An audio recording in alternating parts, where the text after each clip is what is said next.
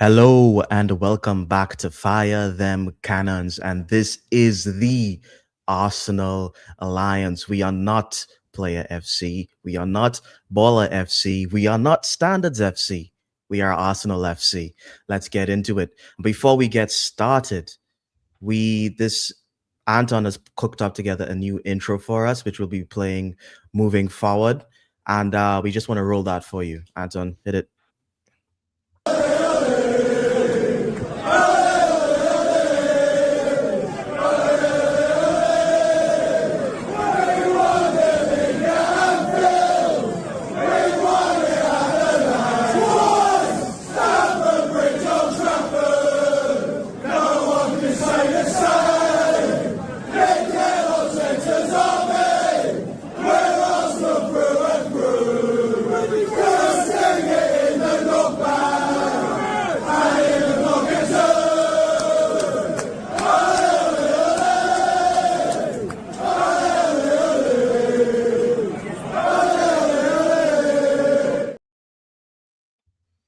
Hey, big up to Anton for cooking that together. Anton's been cooking lately. He's been doing a lot for us in the background. He's been cooking a lot of intros, a lot of logos, a lot of the thumbnails he's doing. So big ups to him, big up to my co-host.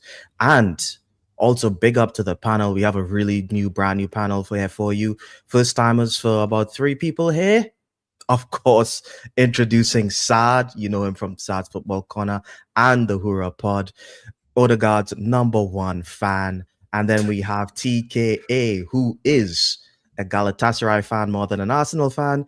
But, who says that, bro? Who says that? That's not true. That's not true. And then we have Ash Gittins, #1 fan. He still hasn't sold his stocks, but some people call him deluded. Some people call him realist. And speaking of realist, we have realist Guna, or aka Negative Dan. Big ups to everyone. Big ups to everyone for making it here. And we just won 4-0 against Leeds, which is something that I'm really happy about because, man, I did not want to do this losing or dropping points against Leeds. I was not in the mood for a negative stream. We've been in a little bit of a mini meltdown mode, and it's really, really nice to just walk out there with some points and some good performances. Now, I'm just going to get everyone's opinion on the game, starting with my co-host, Anton. How you doing, buddy? Yeah, I'm good. Oh, man, it's goals, and more goals. So good to have this team back and firing again. I got to start. I think the big headline for me today was that the manager came out with some cojones, dropped Odegaard, like we spoke about in our last pod, started Havertz in the 10, and kind of just played off of what we saw in the middle of the week, that combination between him and Gyökeres. And it didn't quite work out that way. It's actually quite ironic when Gyökeres scores. It's actually from an Odegaard assist.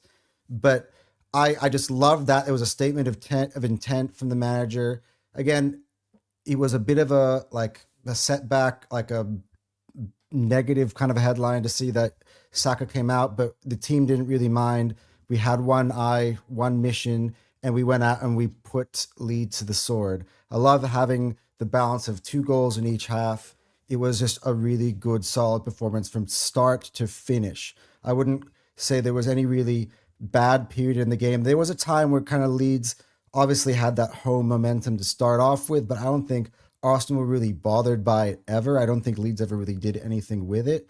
And yeah, it was just a really, really important game for us to get it done. Like, let's finally get back to winning ways. Let's finally start scoring again. And let's put the pressure on tomorrow to hope that, I can never shamelessly say, let's go Tottenham, because that's just not how I roll. I'll do it for any other team, but not for them. But, hopefully they get a little something against City tomorrow, and we can get back that little, cushion again. So yeah, happy. And of course, happy for my man Gyökeres. 4 goals in the last 6 games. I put it in the poll for everybody. 4 goals in 6 matches now for Gyökeres. Has he restored your faith in him? So we will let you know the results of that. It's yes or no by the end of the stream. But yeah, good. And obviously, if you never lost faith in him, I guess you could just say yes. All right, Saad, what are your thoughts, man? Saad, are you listening? Let's skip Saad for a second. Let's go to TKA. Sup, dude? What are your thoughts on the game? Well, first of all, big up for having me, bro, and big up the panelists as well. You know what I'm saying? And yeah, bro, I'm happy, obviously, because he kept his promise after he told us a blatant lie in his interview about Ødegaard suddenly magically turning himself into this passive player. When we all know it's him telling him to drop deep from time to time. You know what I'm saying? But it's good to see that he actually kept his word this time and actually played some attacking football. Obviously, Havertz contributed to that because he likes to do those line-breaking passes more than Ødegaard. And today he showed that again, even though he wasn't as present as he was at the Kairat Almaty game. He did have a decent performance at the end. But I don't want to point fingers today. Obviously, you know how I feel about Ødegaard and his passiveness, but outside of that comment, I do not want to say anything about any player because everyone played amazing today. Zubimendi making up for his mistake that he did at United by scoring a good header. Again, being at the right place at the right time. He's doing that a lot this season. I think he's on like 5 goals or something, bro. And for his standards, that's decent. That's a good return, especially the position that he plays. And yeah, this game overall in isolation, I could say that it was a great bounce back game, a statement game, statement of intent. Arteta keeping his word, us playing some attacking football, and I'm just hoping that we can keep this going from this point forward because we do not want this to be a one and done game. Because I said this time and time again at the Cora Pot, the way we play defensive when we play against big 6 sides after we go 1-0 up. You know what I'm saying? This Leeds United, cool. They are a strong side, surprisingly, this season, but we still need to show this against the bigger sides that we can keep attacking them as well. And for example, United last game, you know what I'm saying? In the future, I hope when we play City that we can go out and play this kind of football moving forward. You know? Yep. I agree 100%. Saad, you back? Yeah, I'm back, man. Sorry, I don't know what happened there, bro. Do you know what I mean? It's all good. It's all good. Just wanted your thoughts on the game. Yeah, man. Listen, firstly, do you know what I mean? Let me just get that set. I'm good. Do you know what I mean? We need to make sure that's there, right there. Secondly, do you know what I mean? We have to get that one there as well. What a day. Do you know what I mean? What a day that you get to see Arsenal firing on all fronts, handbrakes down, do you know what I mean? Cruising. Yeah, actually, to be honest, today we were on the motorway at like about 70 mile an hour. Do you know what I mean? That's what we were on today. That's obviously English. I don't know what that is in kilometers an hour, but mile an hour. Do you know what I mean? On the motorway, chilling. Do you know what I mean? Relaxed on cruise control. That's what we were on today because we were just firing on all fronts. And this is what you love to see. You love to see it when we come out. The managers clearly told the people because we heard all this stuff in the press conference, and we're like, right, okay, Arteta, how many times have we heard this? Load of rubbish. Is it actually going to happen? Are you actually going to do it? You've told us many times before that it's all about the fight and the passion and the want and the need. We've heard all of this spiel like 100 times. And we go out there and do the exact same thing as we normally do, which is play really passive, really defensive. Do you know what I mean? It's not out and forward thinking and attack minded. Today was the opposite of what we normally do. Today was completely and utterly attack minded, forward thinking. Only one thing was on our mind. That was let's score. Let's go out there and express ourselves. Let's have freedom. And I wanted a big call. I wanted Ødegaard dropped. Yes, I am one of Ødegaard's biggest fans, but I wanted him dropped because I'll be real. The last few games, it's been bad. And that Kairat Almaty game, there's no way you should be coming on and not destroying them. Slowing the game down against Kairat Almaty is criminal. But Arteta made the tough decision and made the risk in starting Havertz. And I think that was key to us. Do you know what I mean? Having a bit more confidence out there, and the whole team was forward thinking. The whole team was forward thinking. So I'm gassed for all of the goals. I'm gassed for the team, and obviously we're going to get into more detail. So I'm not going to go too into detail. I've yapped on too much right now. But listen, come on, you Gunners! Yeah, big up Victor Yokeres and big up the lads. Noni, Team Noni, we're here, man. Do you know what I mean? Yeah, Nani's been getting slagged off a lot recently, and it's kind of weird because we've been told we've been told that Saka only gets GA, but when Nani puts together performances without GA, he kind of gets slagged off, and I think he's been doing that pretty often for the season. So it's glad to see him get on the sheet. But I'm pretty. I Madueke is exactly what you would want from a backup, right winger. I think any more than him, and he's probably going to be wanting to leave to get more minutes. But Ashraf, what's your thoughts on the game, buddy? Yeah, I mean, obviously Arteta has been getting a lot of criticism for the last few games, and I think rightly so. And today he definitely deserves all the credit for whatever we saw today. Like, just incredible attacking intent from minute one until the end. We didn't stop even when we were 1 goal up, 2 goals up, 3 goals up. I know obviously Saad was mentioning on the football terrace and elsewhere that why didn't we do this earlier? But look, I'm not here to dwell on the negatives, just because today is nothing but, outside Saka's injury, today is nothing but positives, to be honest, man. Everyone was just rock solid from minute one. I was saying this in the watch along with Saad as well. Like, it was the end of the first half, and we were 2-0 up. There was 30 seconds left. Raya claims across. Could have easily just stopped, let the time run down, and then the first half ends. Claims it and immediately place it forward, and we go for another attack with 30 seconds left. Like, that is the mentality we were asking for. That is the attacking intent we were asking for. And I think Arteta deserves all the praise and all the credit for whatever we saw today, because that's obviously his instructions. It's obviously his managerial tactics that we saw today, and the players executed incredibly well. It's even to the point where the players coming off the bench were also carrying the same philosophy. Like, Odegaard came in second half, attack, just carrying the ball forward, playing through balls, taking risks. Jesus obviously always does that. He had that beautiful moment where he did that nice dribble. Martinelli, I was actually complaining when he came on the right wing, saying, "What the hell? Why the hell is he playing right wing?" Because I don't like wingers playing on the wrong side of the wing. Like, if you're right-footed, you play on the left. Left-footed, you play on the right. This guy comes in and does something mental, skins or cuts the defender, and then crosses beautifully with his left foot. So, yeah, amazing game. I think if we continue playing this way till the end of the season, we definitely will win the league. But we just have to continue playing this way. I 100% agree, and I'm really glad that we actually got the win and the clean sheet. So, Arteta, you got your clean sheet. You played attacking football. It's like this is the formula. This is the formula. All right, Realist Gunnar, your thoughts, buddy? Very, very happy. Very, very happy with that win. 4-0. We smashed Leeds at Ellen Road. Even more happy because I predicted a draw for this one. I went into this game feeling very negative.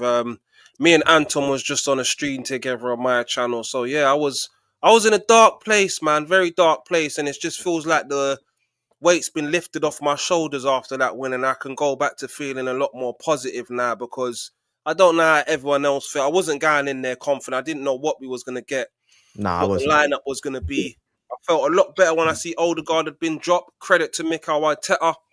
I've already given him a player rating or manager rating of 10 today for his performance. Someone that I do critique when we don't produce the wins or produce the performances. So yeah, it was a good performance today.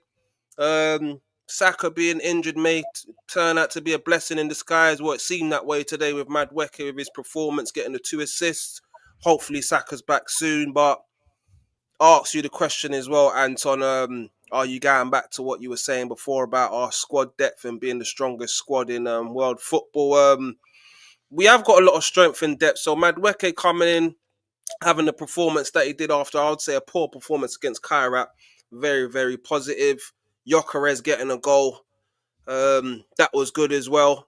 I feel like overall his performance weren't great, but we want goals, and he got a goal today. He got a goal against Kairat. So hopefully he can build on that. And then, like you guys said, back to another strong defensive performance. We've been leaking goals, clean sheet. So yeah, there's a lot to be happy about, man. And I said it before, Ellen Road was never easy. I think they've lost 1 in their last 10, unbeaten in 5. So we have to be given a lot of credit for doing what we done today. And yeah, on to Chelsea on Tuesday, man. I'm looking forward to it. Yep, me too.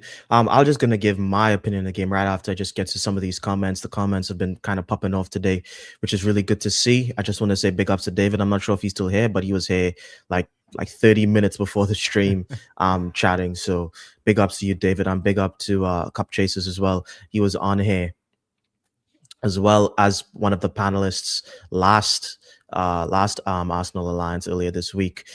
Big ups to Mama Flossie.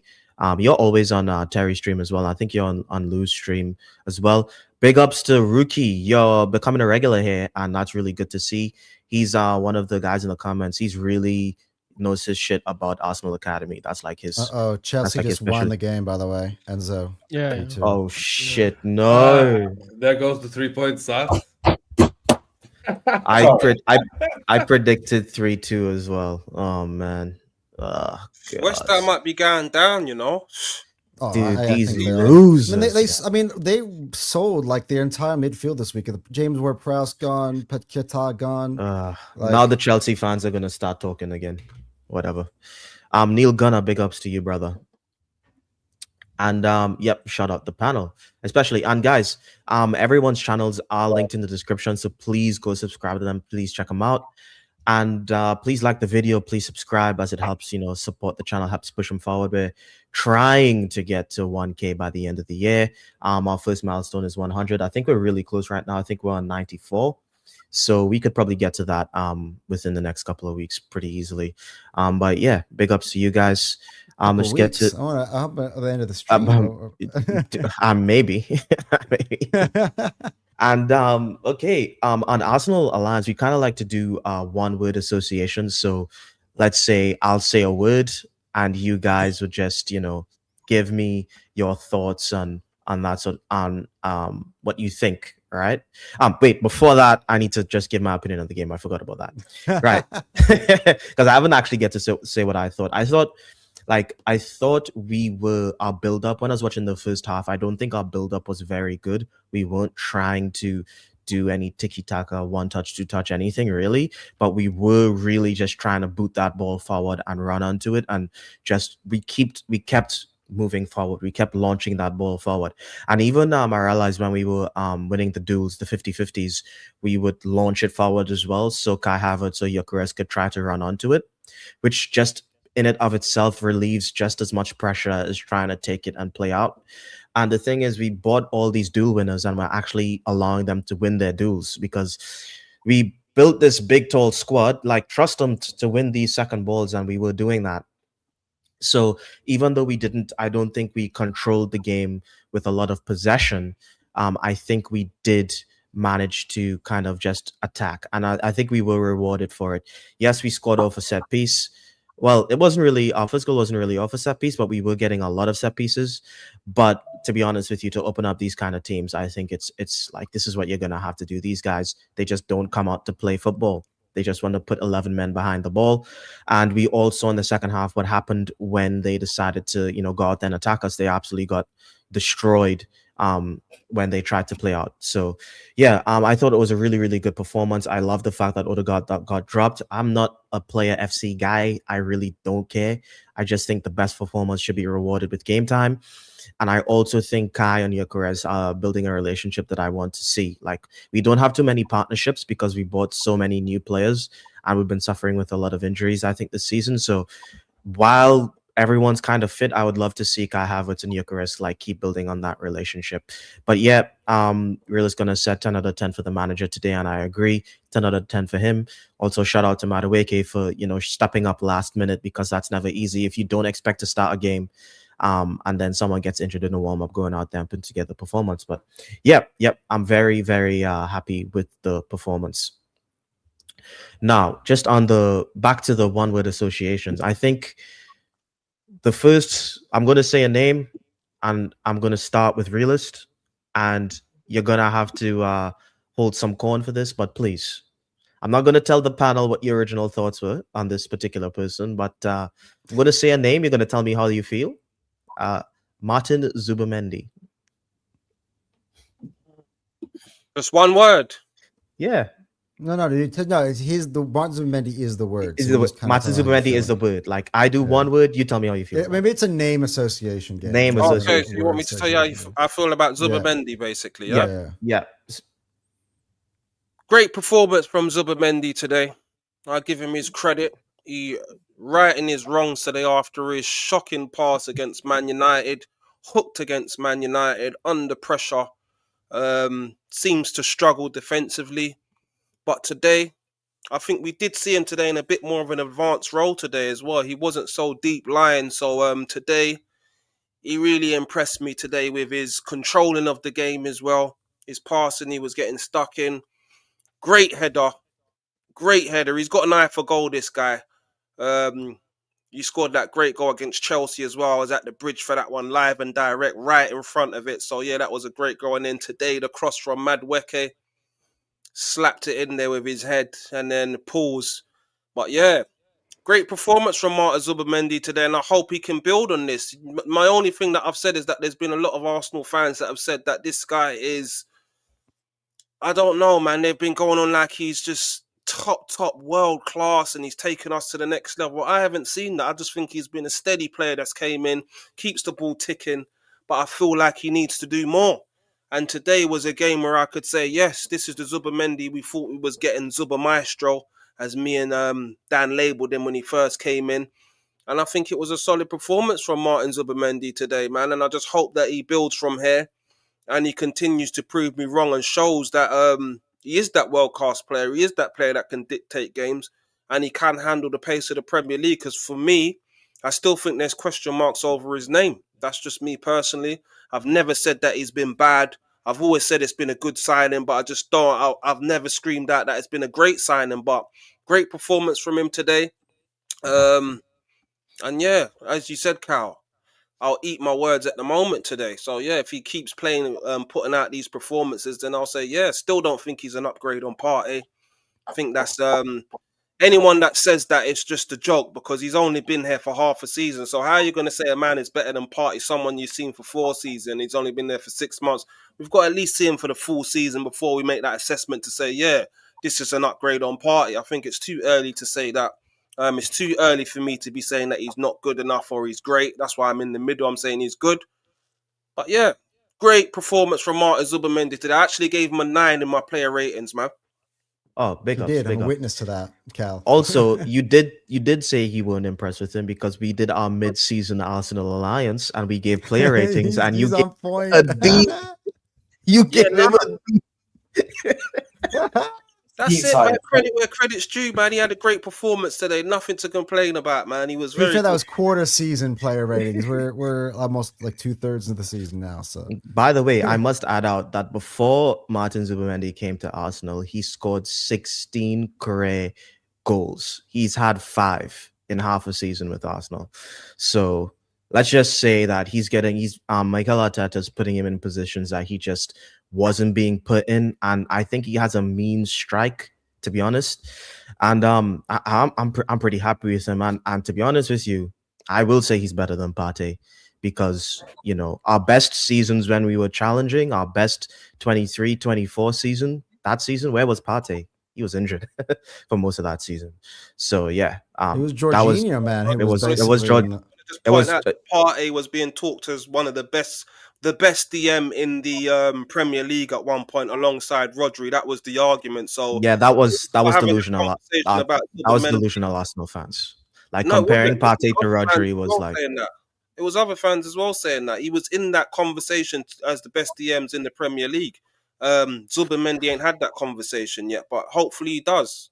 I hope you can argue about though, Dan. Like Zubimendi is going to take over for Rodri at Spain. He's like the next in line there. You know what I mean? So yeah, we'll see. We'll see. We're going to be shameless. We're going to be completely shameless. He came on in a Euros final and made Rodri didn't even miss Rodri in that game, bro, because he just put in that performance. That's what I'm going to say. Also in that last what was that European that last cup that the Nations League.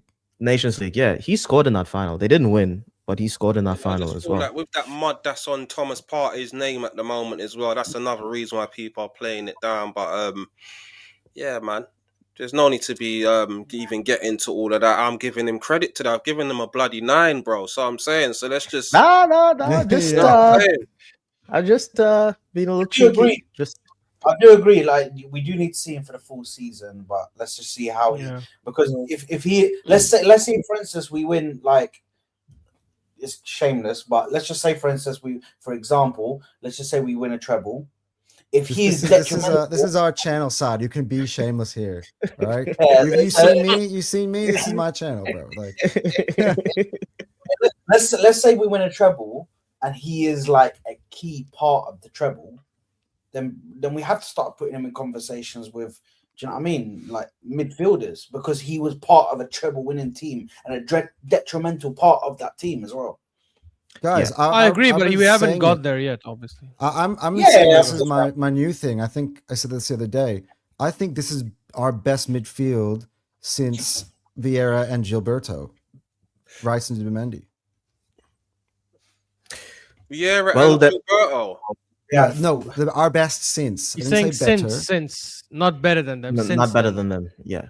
Oh, what DMs you're talking about? No, I'm talking about midfield No, the pairing, pivot. double pivot. Yeah. Pivot.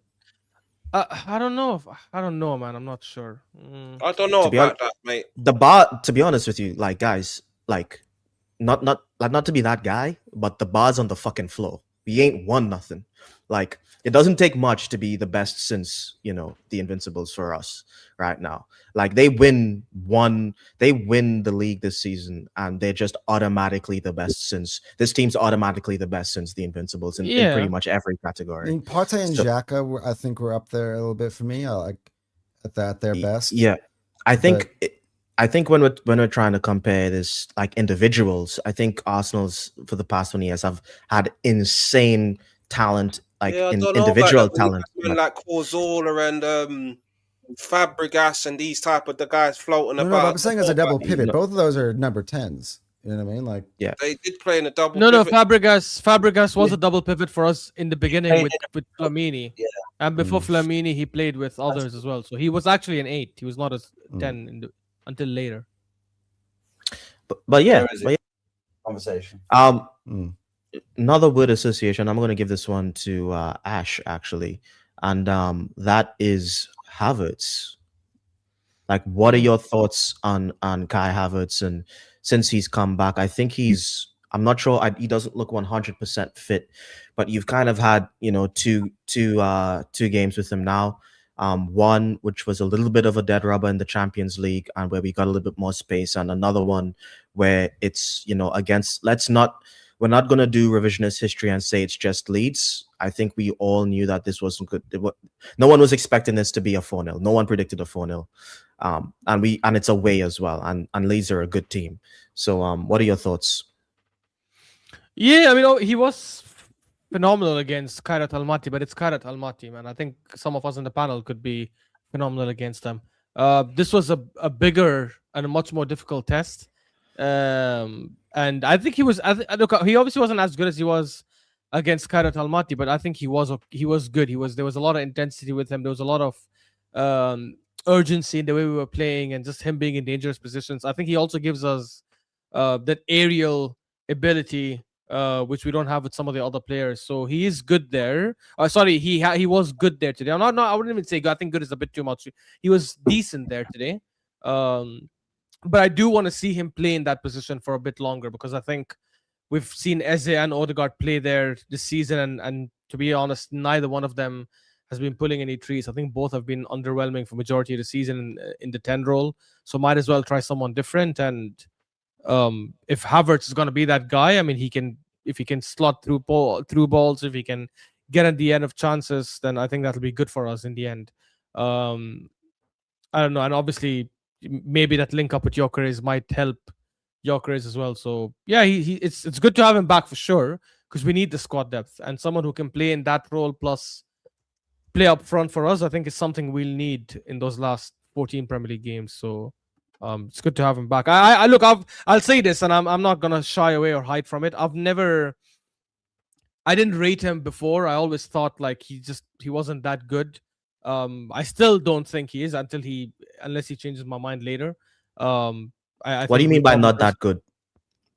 I don't think he's a quality player for the kind of money we spent on him. I think he could be a decent squad player, but the fact that we got him to be a starter, especially in the 8, I think was an abysmal decision. And then we played him up top, where he, in my opinion, is like an above-average striker at best. But maybe this role would work for him because he won't be in situations where he has to always finish, which is a big issue for him. At least has been in the past.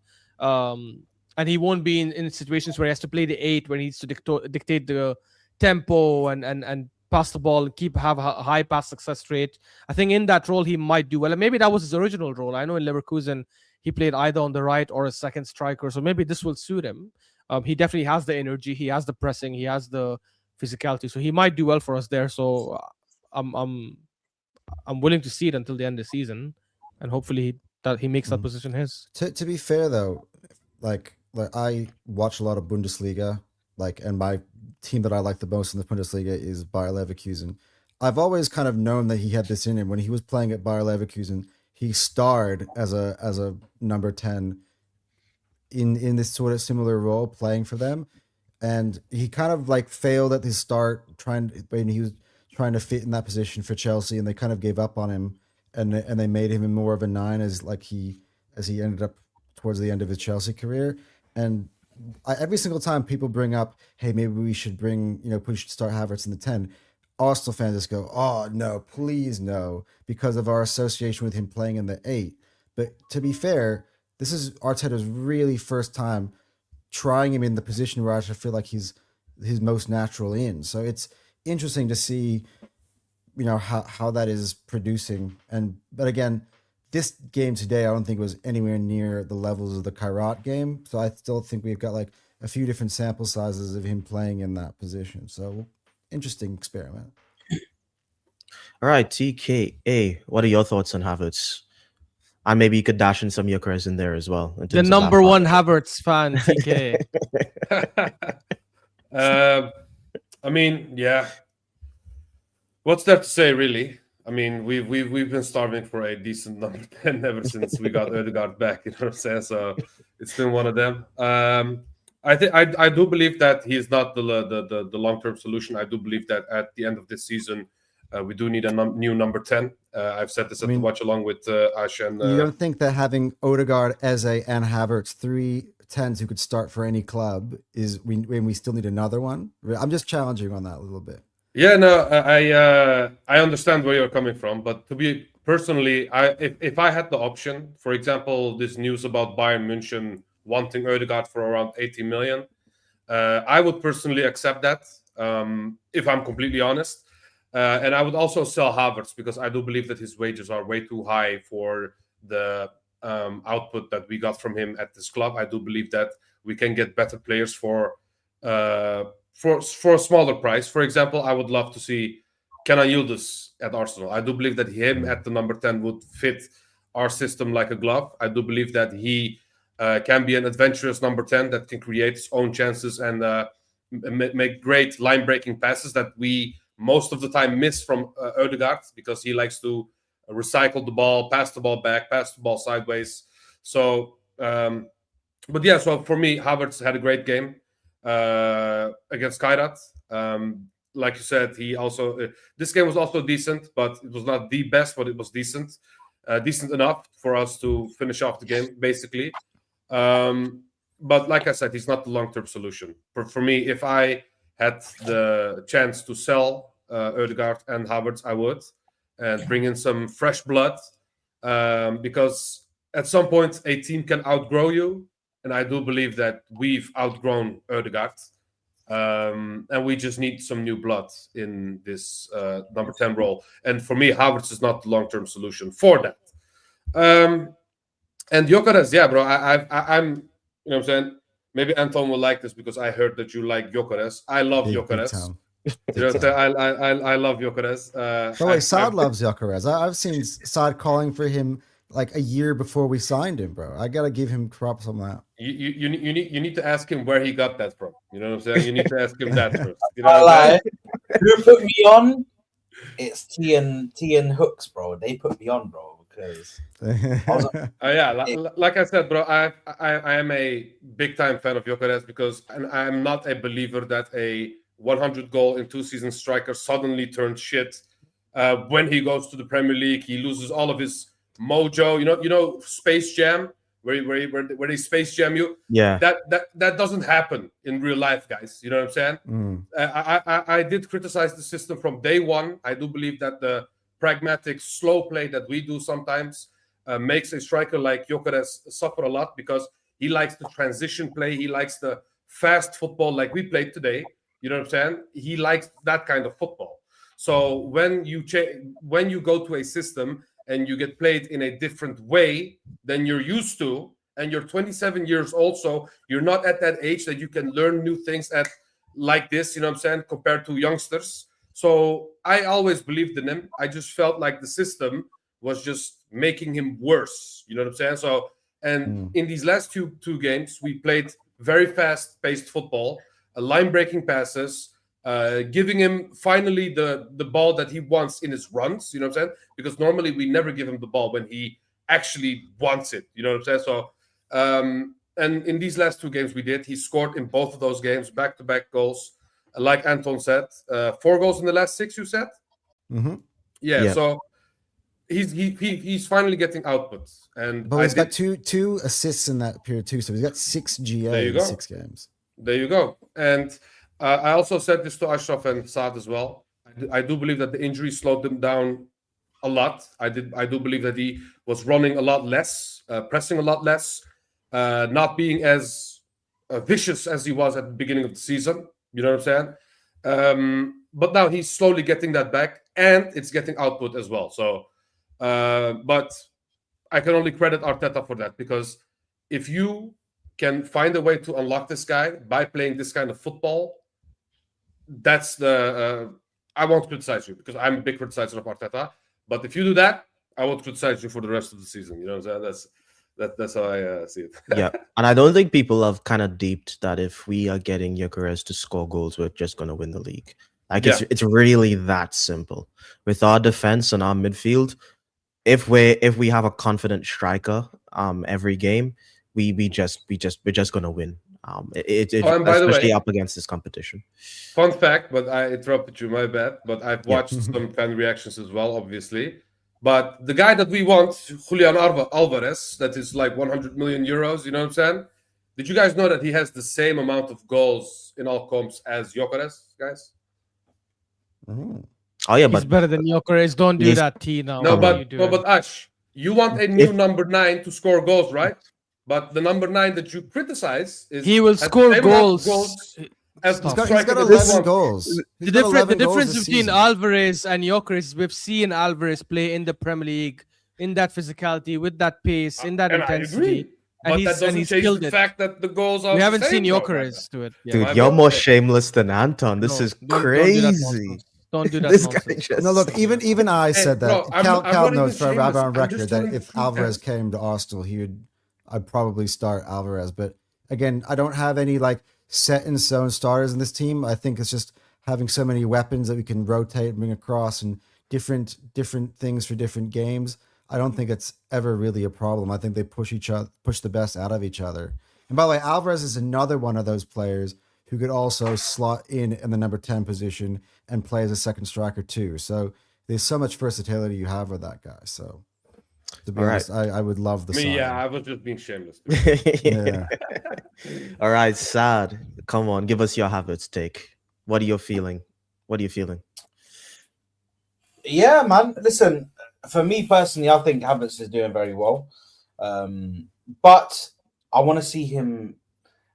I feel like we're not seeing the best of him because he's coming back into fitness. He's just come back from a really bad injury. Do you know what I mean? So, and setbacks on top of that injury that he had. But I do.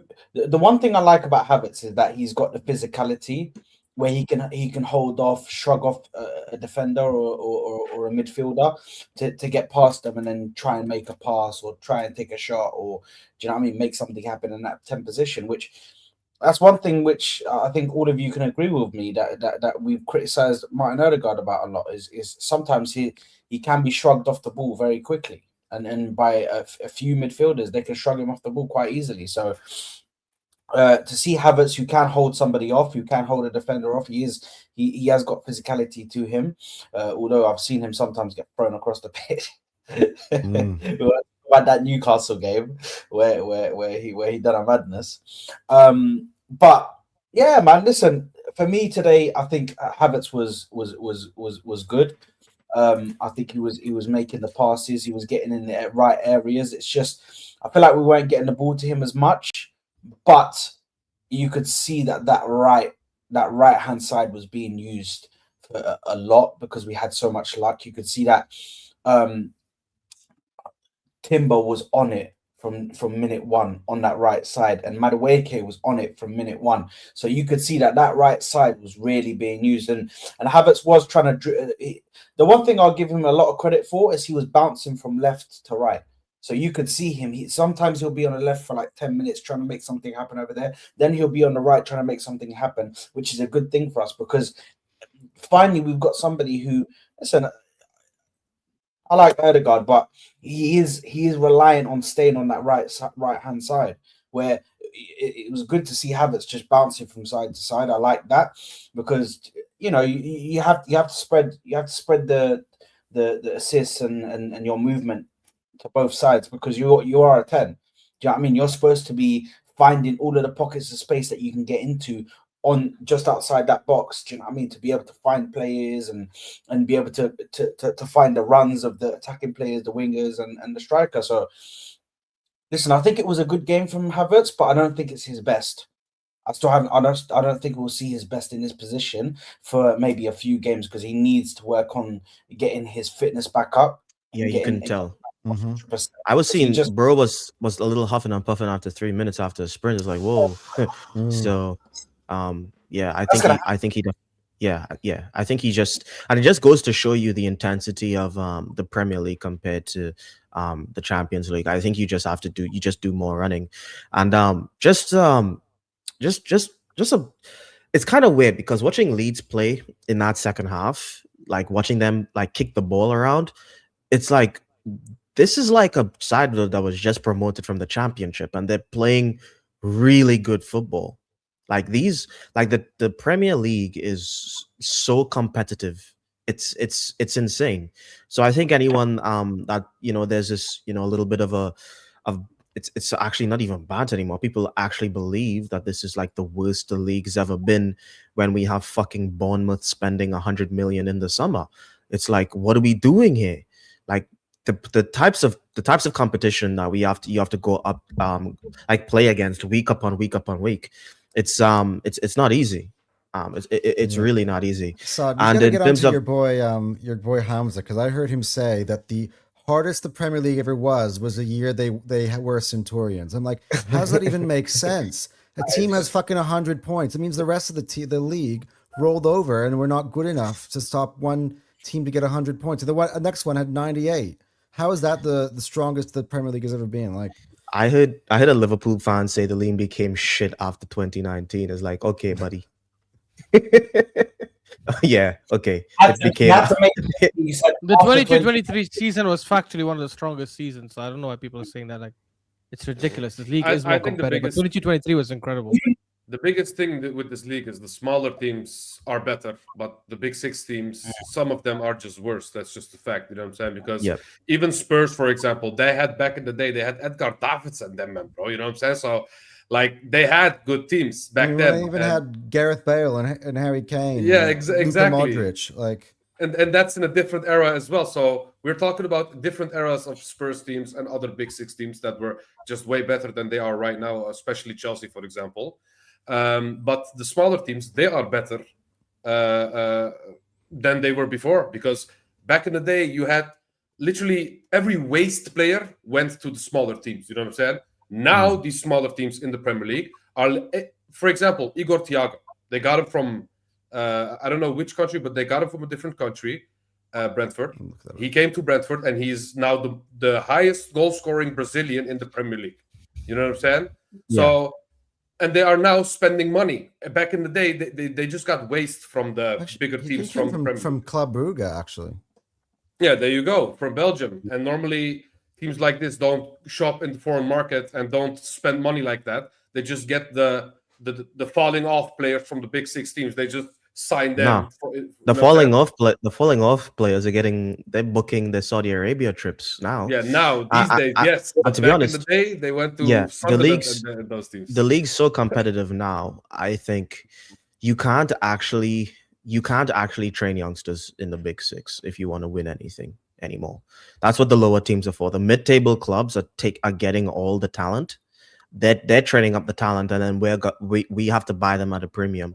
Because if you try to do this young man stuff, you get Chelsea, who are like, well, they're not doing too hot, are they? I know they won today, but let's face it, they're going nowhere fast, like real fast. Anyone expects Chelsea to win a league with their model? No. So yeah, the league's a little cooked right now. And by the way, guys, the reason why TKA likes Yildiz is because TKA is Turkish. So there's a little bit of a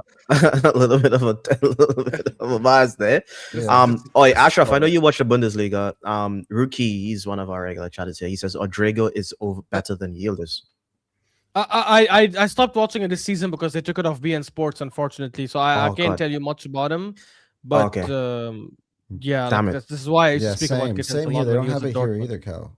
It's not BN. They took it off this year and they started giving it to Mark Goldbridge and some other channels. To be honest with you, Bundesliga wasn't really. I tried to watch it, but it was just Bayern just beating every team 6-0. It was. Oh no, but that's not what I watch it for. I don't watch Bundesliga for the league. Like none of them are really my team, so I don't really care who wins the league there. It's for more just the entertainment of the football. I just feel like the games are just very, very intriguing, and the ballers are in that league are very, very good. Like back in the day, I used to watch like the likes of Marco Reus, Julian Brandt, Lewandowski, Götze. Those types of players were really fun to watch, to be honest.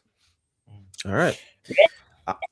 Just going back onto the competitiveness of the league, yeah, because I'm not sure if it was Ash.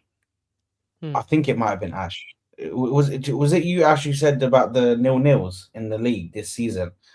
It's gone up. No, that was Dio. That was Dio. Dio. I heard that somewhere, and I was like, "Who said that to me?" The fact that the 0-0s are going up and the draws are going up means that these teams are improving, and you see the scouting of these teams has improved so much. Where before you'd get like one team who had really good scouts, like before it used to be Southampton. Southampton used to have all of the ballers, all of them, and they would just that was their money making machine. Do you know what I mean? They'd scout these really good players. They would send them to other players. That's what, do you know what I mean? That's where Van Dijk came from. That's where Mane came from. Even you can even look before. I think Theo Walcott came from Gareth Bale. And Gareth Bale and all of these man. So you could they were a staple in bringing through young talent, generational talents that would come in. But you're looking at it now, every single team has that. Like every single team has it, and they're just filling their clubs with like these young talents that are going to be in one of the big six teams. So that's accumulation of that with tactics. Some of these people are actually bringing in good managers. You see some of the likes of Glasner and Iraola and all of these man. Like, bro, it's way. People who say it's a dead league, it's just such a brain dead comment. I'm sorry. I don't mean to be rude to them, but bro, you're just showing your IQ level there. If you think this is a dead league, I'll be real. It may be dead in the likes of the football that you don't watch, but this football, it's about the wording. But bro, this football that we're playing was the football that they were playing in the 90s. So please, let's not act. What do you mean? What does that mean? back in the day, bro, they were playing this football, the defensive 4-4-2. Do you know what I mean? Physical game, like, bro, it wasn't always nice, sexy, beautiful football. It wasn't. That's not true at all, bro. I don't know what you're saying. That's not true at all. Teams games are a lot more open because this concept of strikers always running back, every 10 men behind the ball wasn't that prominent back then. That's actually not true at all.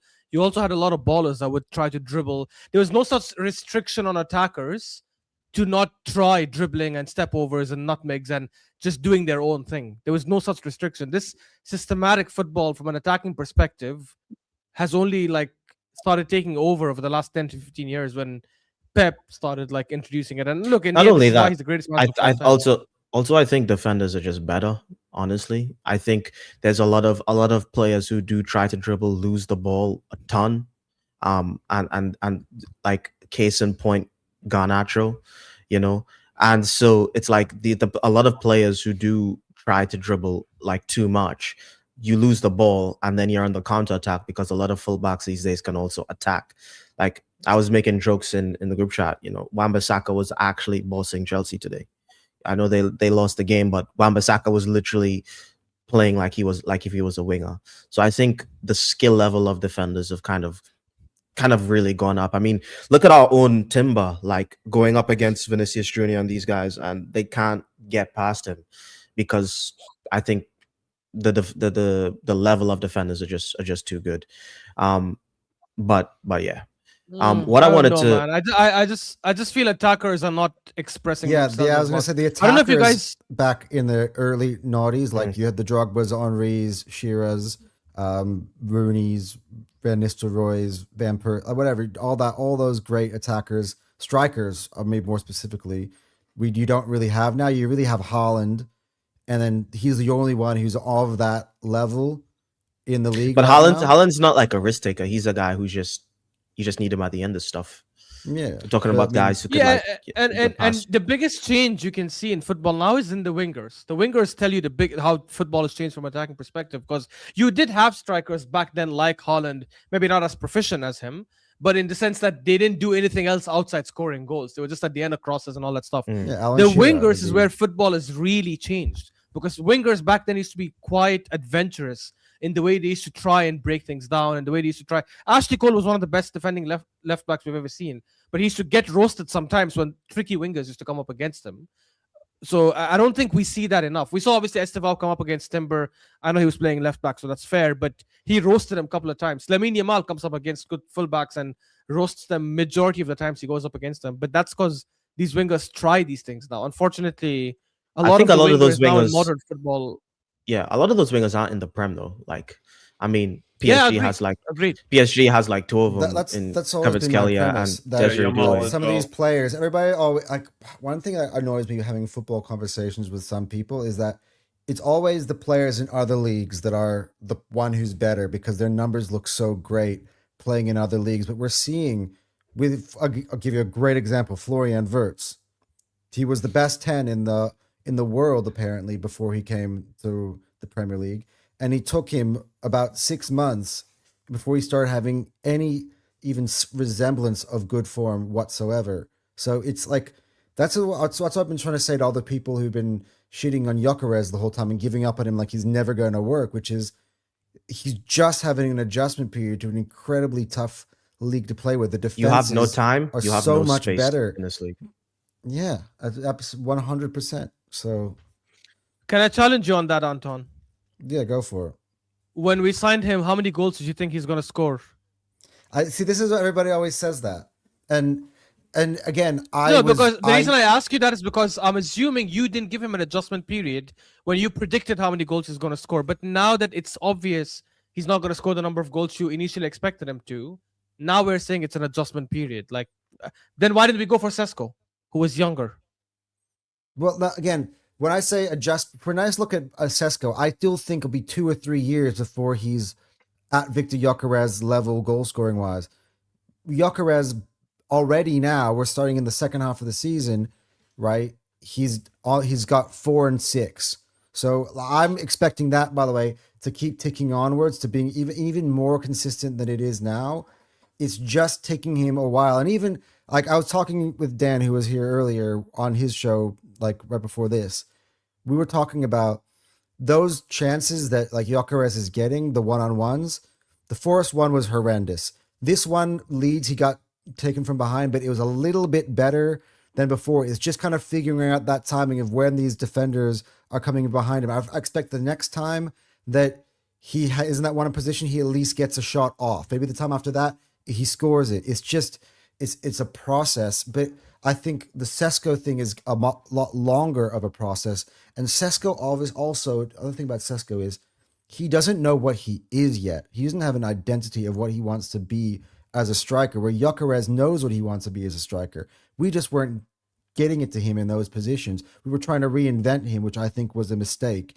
And I think you're starting to see that Arteta's come to the grips with, hey, no. Let's just play to his strengths, see what he does well at. And, you know, he put Havertz with him, and he was direct and quickly. And Gyökeres was talking about that after the Kairat game, and they were talking to him in the car park. And he was saying, the balls today are coming to me early. That's how I like to have them. He was kind of telling you, like, hey, I haven't been getting this type of service. People say, oh, he's been getting service, but it's the type of service, the quality of the service, the quickness of pass that is what's necessary to get him in behind. And we're starting to figure it out now. And I think it's good.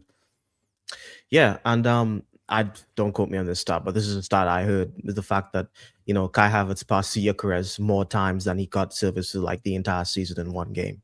Like the dude, we literally wouldn't pass him the ball, and we saw that. I find that hard to believe. I mean, to be honest with you, it's a bit of exaggeration. That's to be honest, that's not a dude, he like Gyökeres was literally getting like 2 touches a game. Like, I mean, maybe is it really is it really that bad? I can think of 10 to 15. Go ahead, T. No, I said maybe it's fake, but I wouldn't be surprised, bro. Like Gyökeres was getting like two touches a game, bro. I think Zubamendi has received the ball more from Ødegaard than Gyökeres has. No, yes. 100% for sure. 1000%. I mean, yeah, Ødegaard came on and didn't pass him the ball. Gabriel's got more pass from Ødegaard than Gyökeres for sure. yeah. To be honest, Gabriel actually tries to find Gyökeres, which is funny enough. It's just he rockets it into him, and then Gyökeres loses the ball. That's happened a couple of times, which is something. Oh, did you not see I don't know why we keep doing.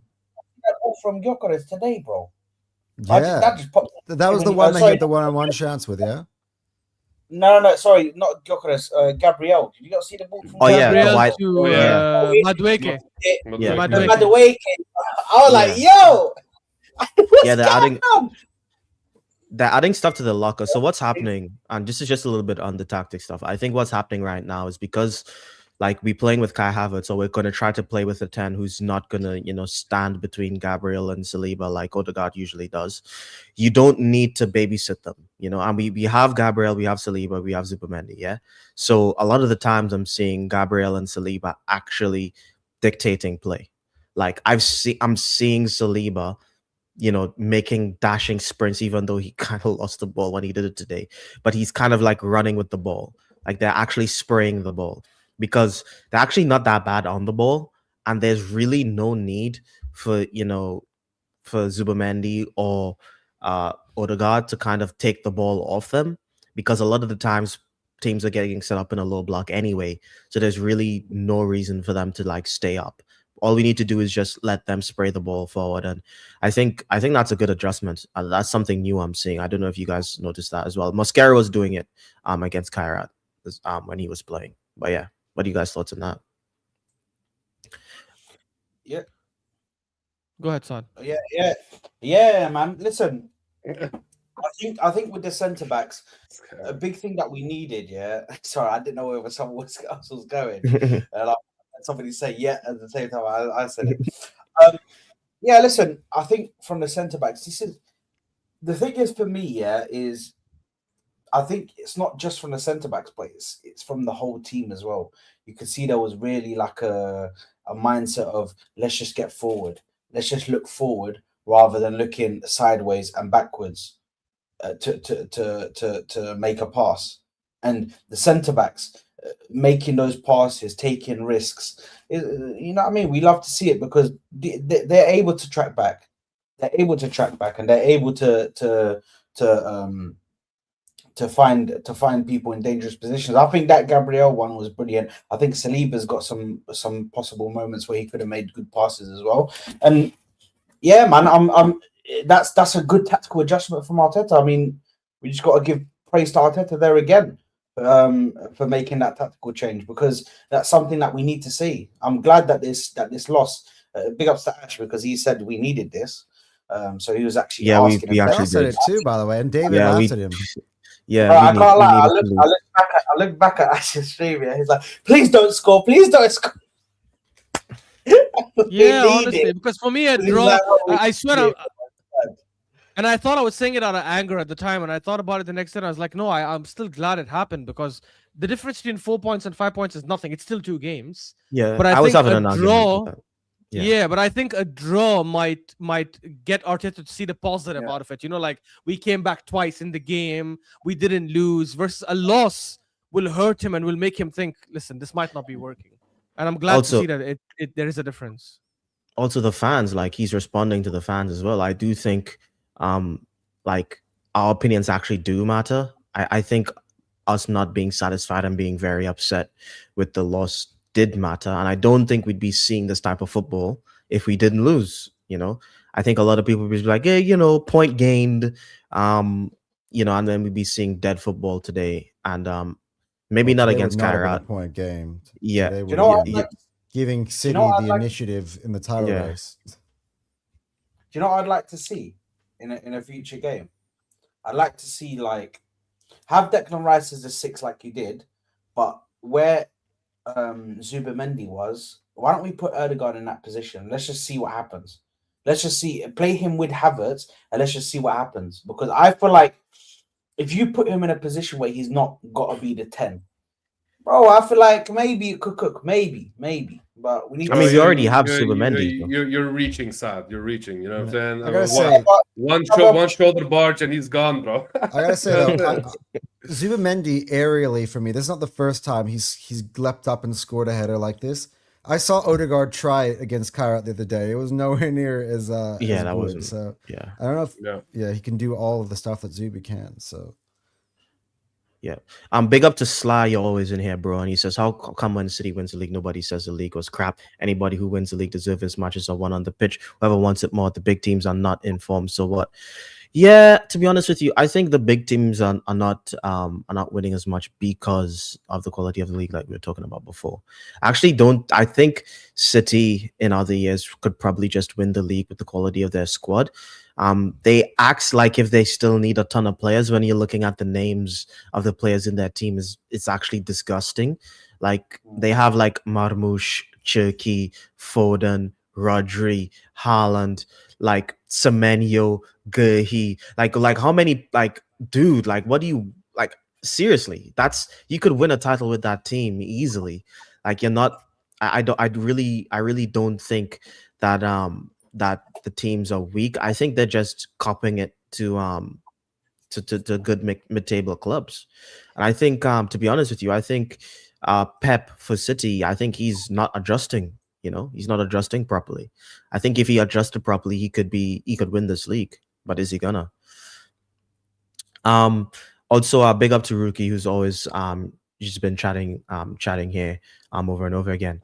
Now, guys, what I really want to talk about as well is, first of all, how important do you think winning this Carabao Cup is? Because we play Chelsea. I think Chelsea's our next game, correct? And that's the second leg at home. And then if we win that game or draw that game, then it'll be on to the final. How important do you think this Carabao Cup is going to be if we're setting the tone for the rest of the season? And I'll start with you, Ash. Yeah, look, I think it is important. Huh? I said that's the worst person to go to. No. Look, I don't rate the Carabao Cup at all. I think it's just an unnecessary extra tournament. But now that we're in the semi-finals, we definitely need to win it. Especially when you're going up against Chelsea and Man City. I swear I'm not trying to sound like extra. Actually, the way we have been playing today, I might change my mind, but I did think like a couple of weeks ago that I don't think we'll win in the final against City, just because I thought we will win the league. I feel like City will want this a lot more, and they'll be quite desperate to win it. And I don't think I don't know. I just feel like they might end up winning it though. But I think how it you is still feel? important. There is, yeah, probably. I still feel that way. I just feel in the final. Obviously, in the final, it's 50-50. You can never say there's one team that's an overwhelming favorite. And I don't look. It is bad, obviously, if we lose because it's a final. It's against a rival. We should be winning it. I hope we do. I think there's nothing wrong. Nothing bad can come out of a loss. Out of a win. If we win, it does give us momentum. We go to build the players, obviously celebrate, and hopefully we go on and kill it in the Premier League as well. But I do think when you have certain finals, like when one team knows this is probably the only thing they might win this season, versus another team that's going for the league and are trying to get this first league in 21 years, I feel like that might impact the way we come to the game. I hope I'm wrong. And look, the way we played today, I think if we play that way against City, we probably end up winning it anyways. I mean, I just look at Liverpool last season against Newcastle. It was obvious Newcastle wanted it more. It was their first trophy in what, 70 years, I think. And Liverpool are obviously going for the league, even though they looked like they were quite clear. By that time, things might change because this is in March, no? The final? I believe it's in March. I last year was in March, so I'm assuming. Okay. Yeah, last year was definitely in March, so I'm assuming it's gonna be in March again. I think by that time, hopefully, if Spurs and Liverpool do a job on City, we might even be like 7 to 10 points clear. And if that's the case, I think we'll be playing the League Cup with a lot less pressure. So hopefully. I think but we I don't think obliterate losing City, by it the way. affects us. By the way, I don't think losing it affects us. I think getting to the final is important. I think all we need to do is not bottle this lead against Chelsea. But I do think we obliterate City if we play them in the final. I think we actually spank them. Oh, the reason why I say that, I know it's not real, it's not real trophy or whatever, but when we've played City in the in these one-offs to start the season, the dish Community Shield. You can tell that for some reason our players and our team, it wasn't about the Shield, it was about beating City. We just want to beat these guys. I think earlier this season, that draw at home was a little bit of an anomaly. I think it was early in the season we were not expecting City to just play a low block. They haven't done it since. So I think that was almost like a little punch to the teeth. Like no one was expecting Pep to play low block to start the game. So I think so I think that game was kind of like, what the fuck's going on here? I think in a must-win final, I do think our players hate City, and I do think we want it way more than they do, because they haven't tasted like a trophy together before. I think, and the fans would want it as well. It's at Wembley. I really think that we absolutely obliterate them, to be honest with you. One thing that would be interesting for scheduling purposes, I've been seeing coming up, this would be the potential schedule in March, April. Let's say we end up having to draw them in the quarterfinals of the Champions League, which is a possibility. Probably them or Sporting at this point would be the favorites for us to play in the quarterfinals. Should we make it? Dude, Sporting in the quarterfinals. I know, by the way, Gyökeres will be on fucking fleek. He'll make that president sit on the floor for. Wait, did you say quarterfinals? I can't believe it. I'm seeing 3 to 5 goals in the away leg. Yeah. No, wait, do you mean the round of 16 or the quarterfinals? Round of 16, right? Not quarterfinals. No, rather we have no chance of pulling City in the round of 16. Yeah. But anyway, this would be the order. Okay, we would play them in the first we don't know leg. Who we're playing against, no? We would play them in the first leg of the Champions League. Then, we would play them in the final of the Cup. Then we would have the home. No, they have the second leg of the Champions League and the home game in the Prem, all within 2 weeks. Yeah, Anton's just assuming that we're just going to beat everyone and get to the quarterfinals. No, but first of all, the quarterfinals we'd be having it's like Atalanta, Galatasaray, Olympiacos, or Leverkusen. So that's in the round of 16. That's round of 16, and that's not Galatasaray. It's Dortmund. Oh no, Dortmund. Dortmund. Yeah. I think it's not Galatasaray. Don't worry. Yeah. That's round of 16. Galatasaray. Nah. No. You know what it is. You know what it is. They need to get past Juve first, bro. What you mean? Yeah, that's true. Actually, If we're I don't wanna facing Galatasaray, bro, he's gonna be like, "Yo, do I pick I'm Fab or do I pick?" I'm actually confident facing anyone in the Champions League except English teams, man. I'm going to hide and watch it in a shed on my phone while in the dark. You know what I'm saying? Actually, the team that I like, Cal was saying the other day that I don't want to play in the Champions League is actually Liverpool, just because anyone the but way they Yeah. defend against us. Any literally English team anyone. for me is just We're not gonna play. We're not gonna play Bayern unless we make the final. Literally anyone but Liverpool. Like that club, bro. I personally want to play Barcelona just because of Ash. You know what I'm saying? I want us why to I beat think Barcelona. if we play Barcelona, unless we face them in a final, I think over 2 legs we destroy them. And also for good measure because we lost the final to them once upon a time. So you know what I'm saying? I would like that revenge as well. All right. I mean, I'd rather face PSG, who knocked us out last season. The same players. Nah, the hatred is not the same, bro. You know what I'm saying? It's different for Barca. To be honest, and PSG, they don't have Donnarumma to save them anymore. 2 man of the matches in a row. I'm not gonna let that go.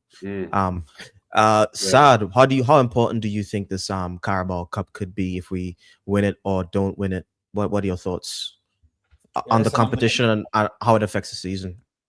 I'm the complete opposite of Ash.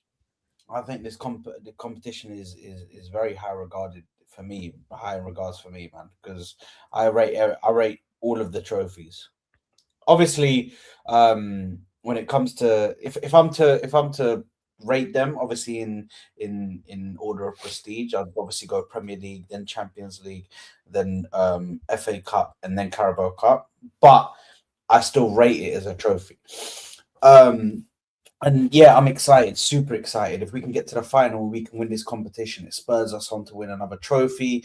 It spurs us on to win the league, and really gives these players like, you know what, we won something.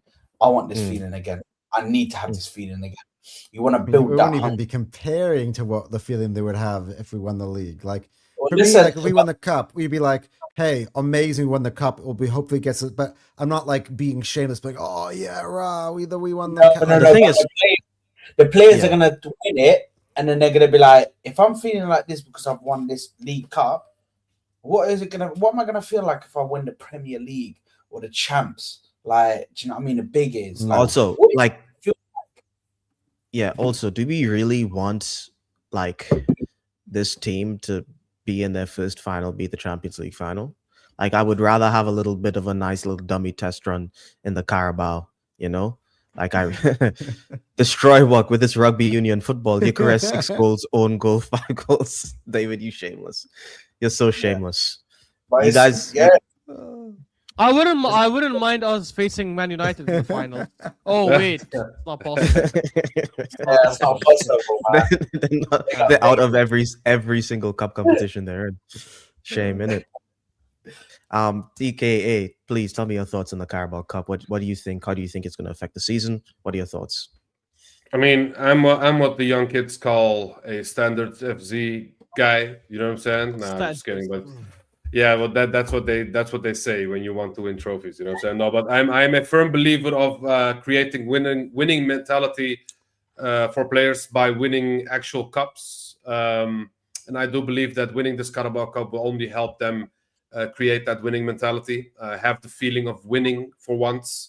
Because yes, we won the Community Shield, but I really don't rate that Community Shield, especially if you finish second and then you play a Community Shield. You know what I'm saying? I'm not about that personally. So it's for me, it's because in these tournaments, the build up towards that final, you know what I'm saying, it's different than a Community Shield. Yes. This team only went to one final, which is the Carabao, which is the FA Cup that we've won in 2020. Outside of that, we've not been to any final whatsoever. So for me, it's very important for these new sets of players because that 2020 team is not the same as this team that we have right now. And I do believe that winning this Carabao Cup will only help them create that mentality that they need to get it over the line in other competitions as well. Because the one thing that we can see with this team is that they get stressed. We have an emotional manager. We have emotional players.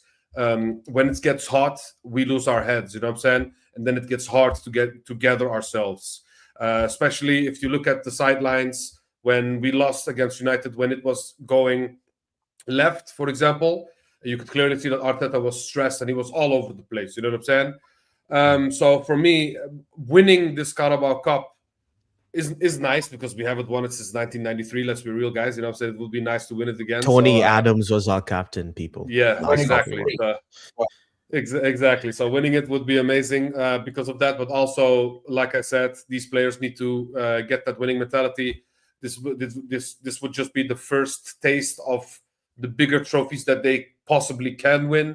And like you guys said, when they get finally the taste of winning, they will only want more, and they will fight for it, and they will not have the same. They will not be as flustered as they would normally, because if it's like you said, your first final ever is the Champions League final, bro, your stress levels are here. You know what I'm saying? It's here. But if it's a small little Carabao Cup, like you said, you win it, you see it, you feel how it is, and then you go maybe an FA Cup, maybe you win the league, and then the Champions, bro. It's, you know what I'm saying? It could only help the team. And like I said, I would never say no to a trophy. So for me, it's I would love to win the Carabao Cup.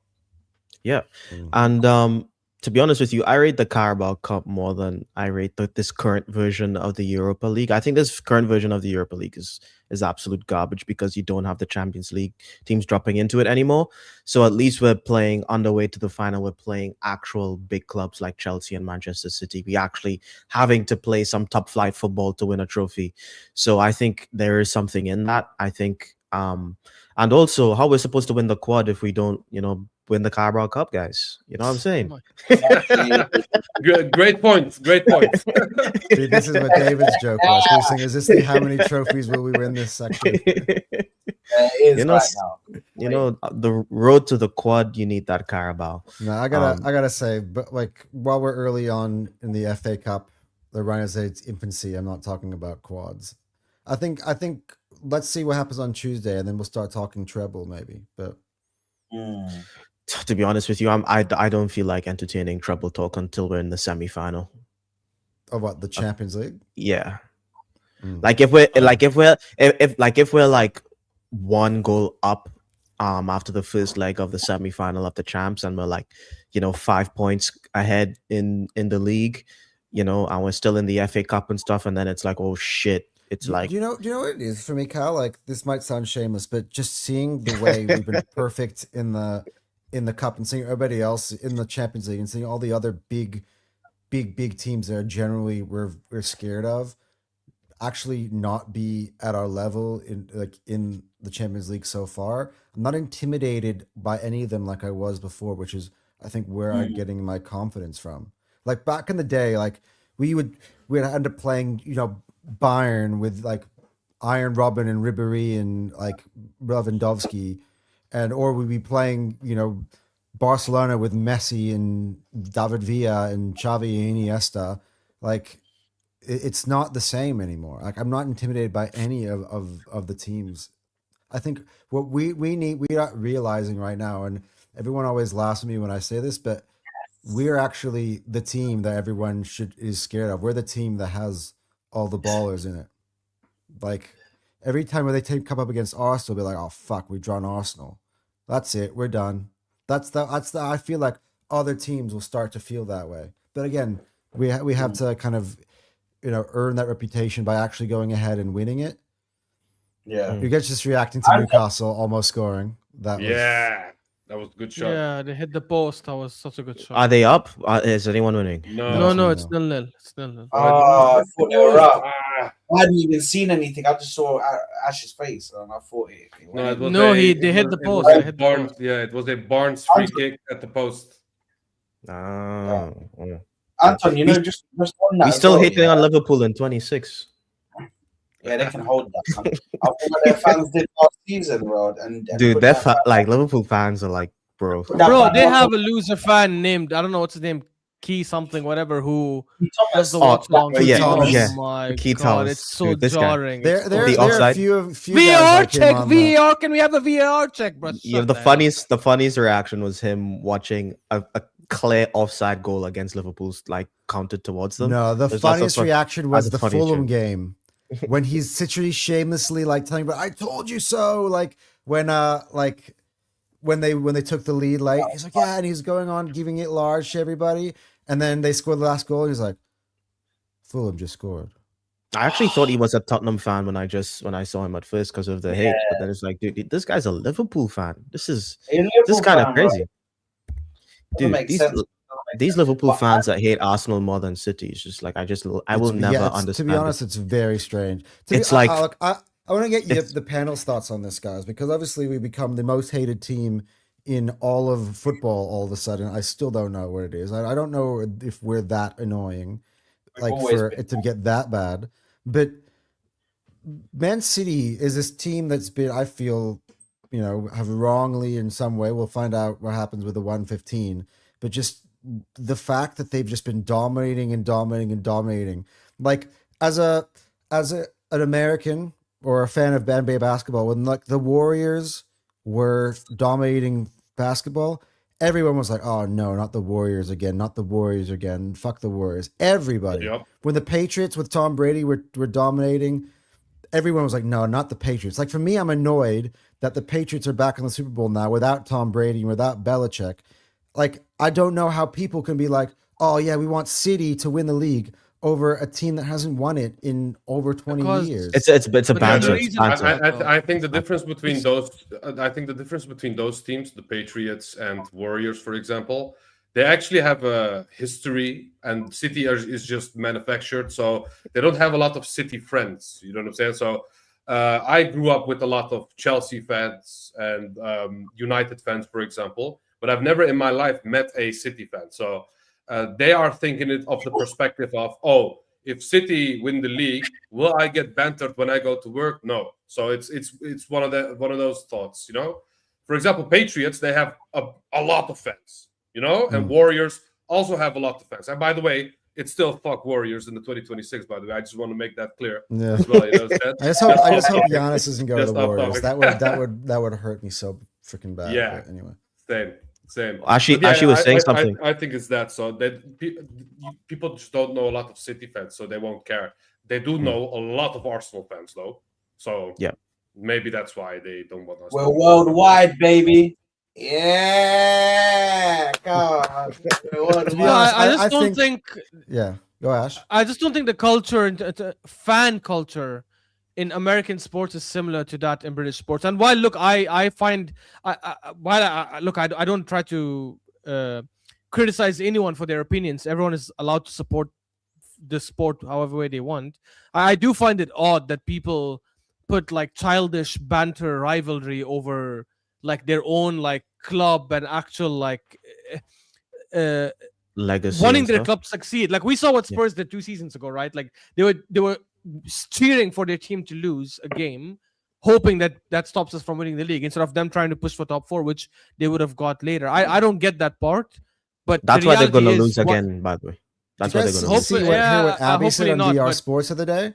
I'm not alone. All of it, like Ask Expressionals said the same thing. We want to see us lose the this weekend. I'm like, what the fuck is those? They're honestly, it's a mental illness.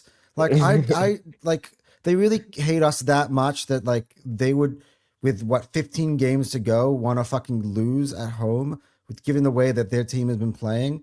Like that's fucking ridiculous. And about the Liverpool thing, what I don't understand why they hate us more than Man City is like, dude, you guys do realize that if Man City didn't win that much, you guys would have like 5 or 6 more league titles. Like, yeah. No, but they don't care. They care about the fans, not about the clubs. The fans are the ones they have to deal with. This guy stopped you. Pep stopped you guys from putting together one of the greatest dynasties we've ever seen. And you hate Arsenal more than you hate that team. I just don't get it. I freaking hate City. Like that. What really got me to hate City was... I wanted Liverpool to win it last year when we couldn't. I was like, no, at least it's not City. That's the way I felt.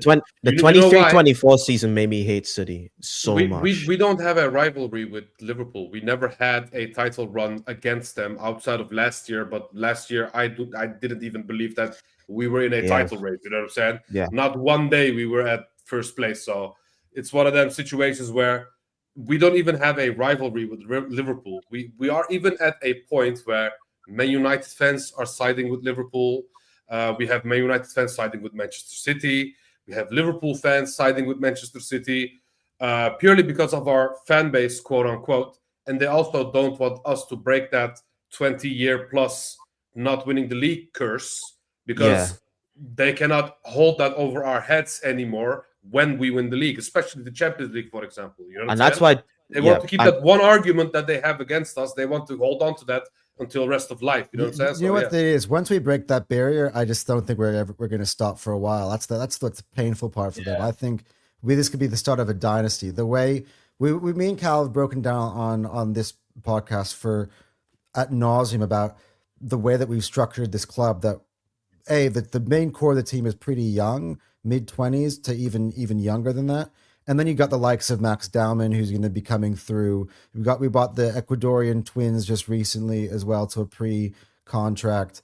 Like there are a few other ones. Like you see how Ethan's doing it at Marseille. MLS is only 19 years old, or 18 or 19 years old.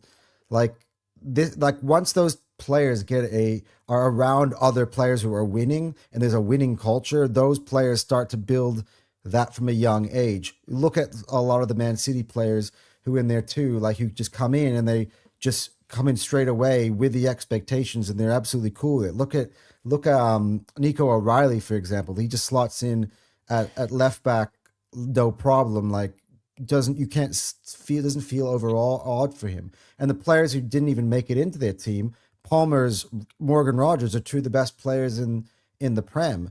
I feel like that's what's coming for Arsenal with how we're building it. So, but I think winning it this year is critical, because a lot of these players then all of a sudden will run out of patience, and then we're not going to be able to cultivate that sort of environment.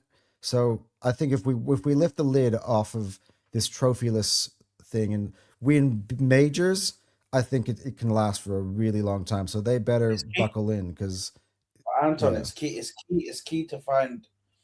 I think when we're talking about dynasties and that, playing how we play today, that's what builds you a dynasty consistently. Building a consistency of playing like that. You don't have to play like that every single game, because that's just not sustainable. You're not going to be able to play full pelt every single game, just going for chances, because eventually your players are going to get tired. Do you know what I mean? You're going to need to switch players out and then put other players in. But the squad that we're building, if we can play like that for 80% of the season, bro, we're cool, because we can then compete and then start getting some of these high point tallies. Even when you have, do you know what I mean, just you and one team going at it, you can still build up some of these high tallies.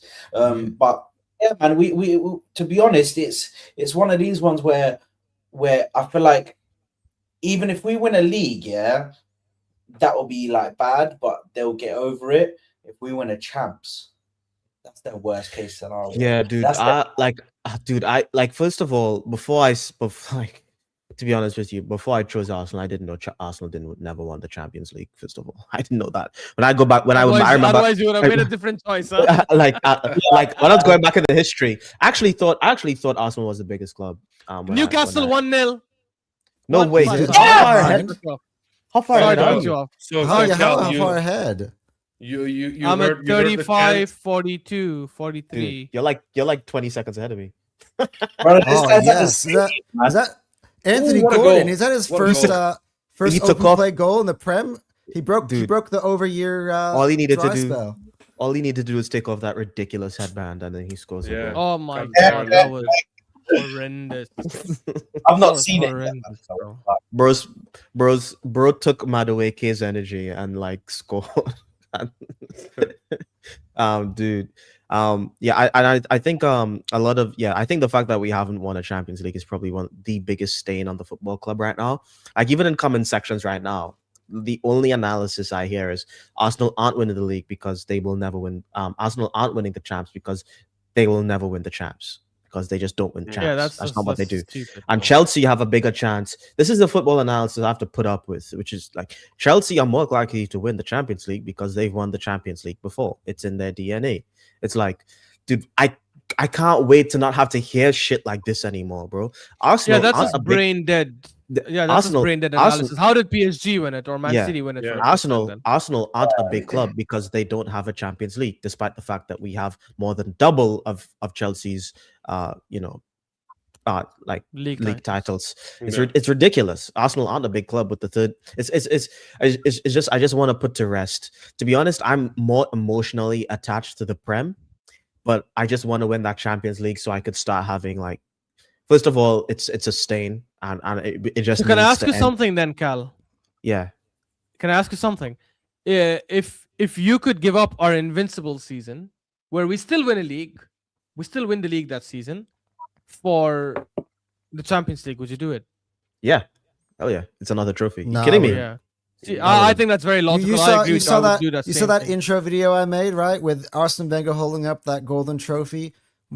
That is something that we hold up over everybody. That we was it a poison chalice? Because it's like 20 years. If someone told you you wouldn't win for another 20 years, would you take an Invincibles this season? I would season? give up that Invincible trophy if it means I could win more. No, but listen, the greatest ever Premier League manager once said that the Invincibles is the greatest achievement achieved in the Premier League. You know what I'm saying?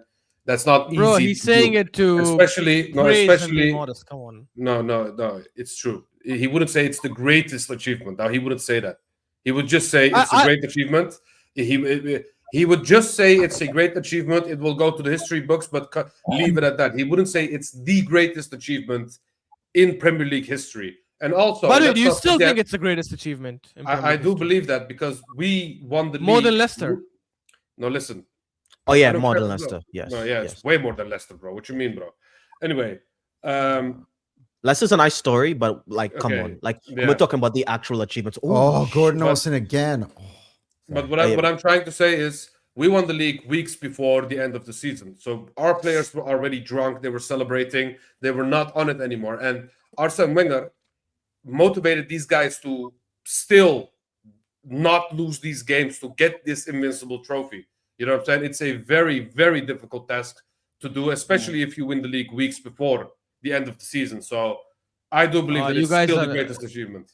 I'm going to tell you something. I think it's overrated, and I think it costs us. I'm going to tell you something. Because if we win a double this season, if we win a double or treble this season, people are not going to think about the Invincibles the way that. Exactly. No, but the thing is, I'm going to tell you this. We have both. We have all the above. No, it's like we and this is something us and this is hurts to say, it really does, but and this is why we see a bunch of bullshit on Twitter as well. We hold on to things because it's all we have. Like, for example, on Twitter, you always see we haven't conceded this many goals, and we are the only team to pick arbitrary stat here, pick arbitrary stat there, and it's because we haven't won a trophy yet. I think if we go on to win. Let's say we do something like we win doubles back to back. We do something like something insane. Like I don't think people would still say we have the Invincibles and we love that and it's one of our greatest achievements. But I don't think people would say it's the greatest achievements we've ever achieved. Like if we win a double this season, people will rate the double more than Invincibles. Can I rebuttal this? Yeah. The best teams were not able to go unbeaten, regardless on how many. It looks like he's like Super Saiyan, dude. This hair, that's fucking hilarious. Regardless on how many games they win, regardless on how on top they are, or the magnitude of what they're doing is. Do you know what I mean? You got man that are doing centurions, you got man that are doing trebles, you got man that are doing this, that, but all of them have one thing in common: they lost. For you to not lose is insane. I'm sorry, but I to say it's overrated. It's not overrated. It's not overrated. It's not overhyped. It's just. But that's what saying. I think it is. I think it is overrated. Guys, I gotta tell you, I lived that run. Nobody else has done it. If that's true, I was 12 years old. I lived. Okay, that so run. I can answer that. Every single game that we kept going and we didn't lose, it was like I was hyped every time. I was counting down to 50, and that last one broke my heart when we couldn't be like. Okay, let me tell you something. This is the ultimate litmus test. next season, would you rather go invincible or would you rather win the double, Champions League and the Prem? Such an easy question, What, honestly. I don't know. Next obviously. season, I mean, no, this is This to is be we've honest, gotten the Yeah. Invincibles though. Cal, It's been Cal, achieved. I would say double. I would say double because we already have the Invincibles trophy. You know what I'm saying? I want all the Yeah, above. I I, would want to get trade- Invincible and win the Champions League. I would trade the Invincible season for a treble any day. I would trade it for a Champions by League the way, as well. guys, we are on Yeah. track right now to not only be the first ever Invincible team in the Prem, but the first ever Invincible team in the Champions League. Thank you very much. So, if we Wait, go that's in. not true, though. No, That's not true. don't tell me there's a team that went perfect in the group stages and Yes, won Bayern won in 2020. every single leg plus the Bayern. final. 2020. Did they do Oh, that? Ekitike scored again, 2-1. Oh, man, Yeah, Newcastle Bayern won need every single bombs. game that All Champions right, League in then I 2020. understand, but not under the new Invincible. format. They didn't have to win 8 times in the group stage. Invincibles. So Dude, Prem. come there you on. go. I mean, I do Invincible think it team. is the most overrated because the reality is people say invincible, goal, by the invincible. way. First of all, there are other teams that have done it in other leagues multiple times. Like it's like Leverkusen just did it 3 seasons ago or 2 seasons ago. That same invincible season that we talk about, we lost to English teams. We lost to an English team in the FA Cup. We lost to an English team in the Carabao Cup. We lost to an English team in the Champions League, by the way, and got knocked out by a shitty Claudio Ranieri Chelsea that did not even go on to win the title. They freaking lost in the next round to, I think, Monaco, if I'm not wrong. Yeah, So, and guess it- what? It wasn't in the Premier League, Ashraf. So yeah, all that. But my point is that's exactly why I'm saying it's overrated, because I think it cost us other trophies. I would rather have won the Champions League that season and the league versus winning only the league, especially with that team that we had. No, We had such a phenomenal team. no, I think- would For me, I say think we're it just cost us piling the up. I other also, by the way, sorry, achievements. one last thing. Sorry, there was one last thing. I actually think Chelsea's record is harder to break than the Invincible season. I think 15 the goals in the 15 Premier League goals? season Yeah. will never ever be touched again. Yeah, but no I one think gives a we shit will about that. see. I think no one gives a shit But about Chelsea that. fans do, Cal. Like no Nobody one, gives no a one, shit about our Invincible season either. Outside no, Arsenal no, fans. No? no, like even other rival fans give a shit about the Invincibles. The thing about the Invincibles is like you're going unbeaten in a season. Goals scored against is so arbitrary. Like, I'm sorry, it doesn't make a very good title, does it? So that shit kind of matters. Like no one's going. You know what I'm saying? What I will say is I don't think the Invincibles is overrated, but I would trade it for a treble. Like I'm But why sorry. Do we Like why do we need to trade it? Like, No, I'm we just- can win a treble this year. We have both. yeah, I know. I'm never. I know. I'm but like. I'm I saying- feel like building up achievements. We just achieve every single thing. We've done the Invincibles. We don't need to do that again. Like, I understand that. think- I mean, it'd be You know what I pretty mean? cool Like- if we go unbeaten in a Champions League run as Yeah. well, and because an English team hasn't done that, gone unbeaten in the Champions League and win it. So, like, if we can do that, then we could really. Didn't City do it in 22-23? Did City do it? I don't think they won The treble every. That's what leg. I'm saying. Did they win every leg? He went through the whole. No, I not mean, win. They went invincible. No, they went Oh. invincible. They didn't win every Fine, game. All right, I don't think they fine. lost, I'm though. redefining this, by the way. I'm not thinking about it as being. I want us to win every single leg, home and away, and in the final. Ooh, You Yeah, guess which that? is Bayern. That was Bayern. Yeah. or Bayern did that. That'd be pretty cool. But to be honest with you, I just want to fucking win. Honestly. Yeah. same. If I be honest with you, I think as I was saying before, I think the Champions League, I'm more emotionally attached to the Prem because it's like a weekly grind and it just means so much. I feel like honestly, like the Prem is Arsenal DNA. It just is. It's kind of like our bread and butter. It's what we do. We don't like dominate a league for like 10 years, but like every decade we win 2 or 3. That's kind of like our thing. We've been doing it for 100 years. The fact that we haven't done it for the last 2 decades is a disgrace. So I think I really want the Prem. But my heart, Although I'd say my I heart- won between 1995 and 2005 in that 10-year gap. We won Oh, yeah, that how was- many league titles? 3 or 4. No, it was No. Three. it Three. was- 98, 2002, and 2004. 90, did you say? He said 1995. Yeah, 95 till 2005. Three league titles. Mm. yeah. So that's what I mean. Like we're not a team who wins like 5 out of 10 or anything like that. We're kind of like a 2 or 3. Hey, never too a late. decade. Which is, by the mean, way, if people, we should. to be honest, people. 30s, bro, if you go back to the 30s, Yeah, we were kind of on a madness then, but like, let's not Go be back to shameless. the 30s. And by the way, There's no people, shame. standards FC might be I might mean, say, bro, winning. we done a free beat, bro. We done a Standards FC free might beat, bro, say in the 30s, might say bro. 3. I love to hear these. Lee Gunners right now. Today, after today's game, we're gonna vote. Maybe last week where we're having a rant, I might have. Yeah. I mean, maybe it's wild to say, but if we only win the league, for example, and if we get a chance to sign Luis Enrique, I would still sack Arteta. I'm going to be honest, bro. I am. No, to be honest, Arteta built this thing. Like, I let him ride with this. I think saying only win the league is a bit shameless. Yeah, I'm not gonna lie. I mean, listen. Enrique can win me bigger and better things. You know what I'm saying? we were talking about this with David Speaks Football the other day, and we were like, what if Carrick goes undefeated to the rest of the season? Do you guys sign him to like full time? Yeah. And he goes, no. I'm getting myself Enrique. I'm getting best in class.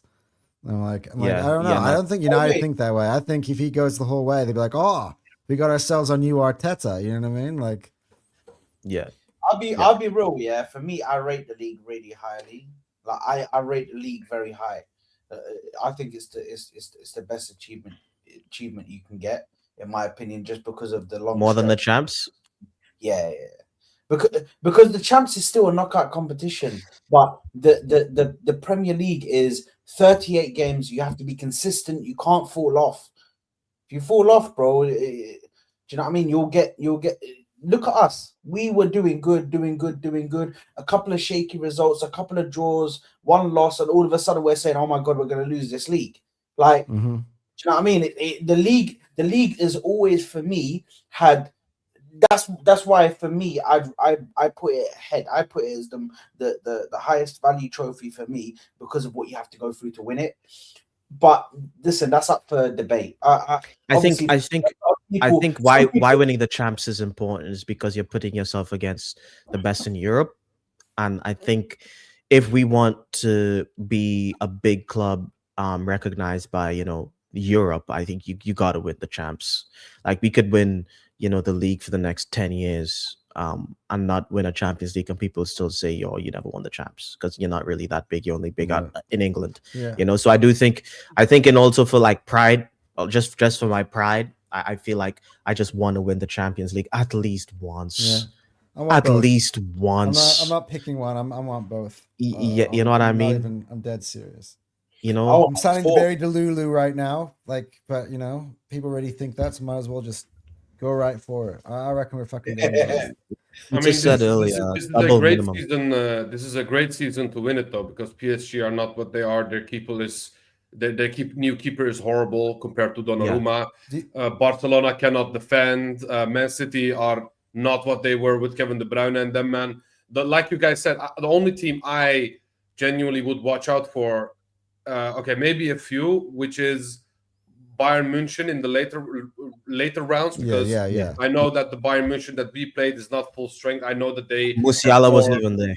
Exactly. And Liverpool as well, because of the whole heritage thing, and also because Slot has Arteta's number as well. So it's one of them situations where he just hard counters his tactics. And Bayern München as well, because Bayern München is also very, very good this season. And like you said, Musiala is also back from injury. But I also probably add City to that list because I don't want to have them in at the time we would with that conjecture. I think it would be really, really bad to have to play them 4 times in 2 weeks, and it could define our season. I just don't want that, to be honest.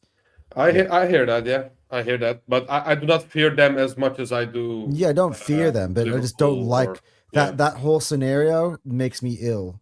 Thinking about it. Vincent Kompany is a fraud. I think we beat him. I think if it wasn't Vincent Kompany, I'd be a little bit more scared. I'm still like wary of Bayern, but something about Vincent Kompany, something like I Like if he was more of a household name, I'd be much more afraid of him. But I feel like Arteta could probably like just if we were to face him in the final, like change something at halftime and just beat him. Cal, like, let me ask you this, Cal. Let me ask you tactic this. for him. Yeah. Let me ask you this, yeah? Would you throw this league this year so we can win the Champions League? But we win the Champions League guaranteed, yeah? But Guaranteed. You throw away this league. Would you do it? I would for sure.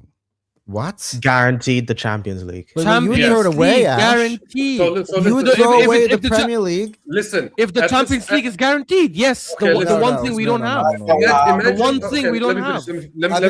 I've been chasing this Premier League for the last 4 years, and it's been. And we have been chasing the Champions League for our whole life.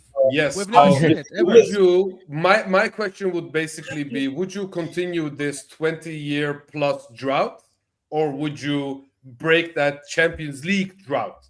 What would you do? Because if we win the Champions League, I know for sure we'll win the Premier League next season. Like you're not gonna get worse. In fact, you will attract bigger players. Yeah, if we win the Champions League, players will have a lot more confidence. We get everything we want. Exactly, and I think we play the league with a lot less pressure next season. But if you win the Champions League, bro, we're the best team in Europe. You would throw the league for a Champions League, is what I'm hearing. If it's guaranteed, yes. If it's guaranteed. But this is the beauty about. But let me finish the scenario though. The league is guaranteed right now. Yeah, basically. You know what I'm saying? It's not guaranteed right now. Not guaranteed. It's not guaranteed. But imagine it was. Yeah. Imagine it was. Yeah.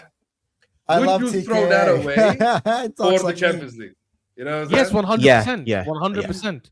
Because if you're afraid, by the way, I don't give a shit about banter and all that kind of stuff. But even the fans who care about banter don't have to worry about being called a bottle job because you won the Champions League, which is even bigger, right? And the reality is, if we win the Champions League, this changes a massive thing in our history. A big black mark in our history is completely gone. This is like it changes it. Oh, it changes everything for us.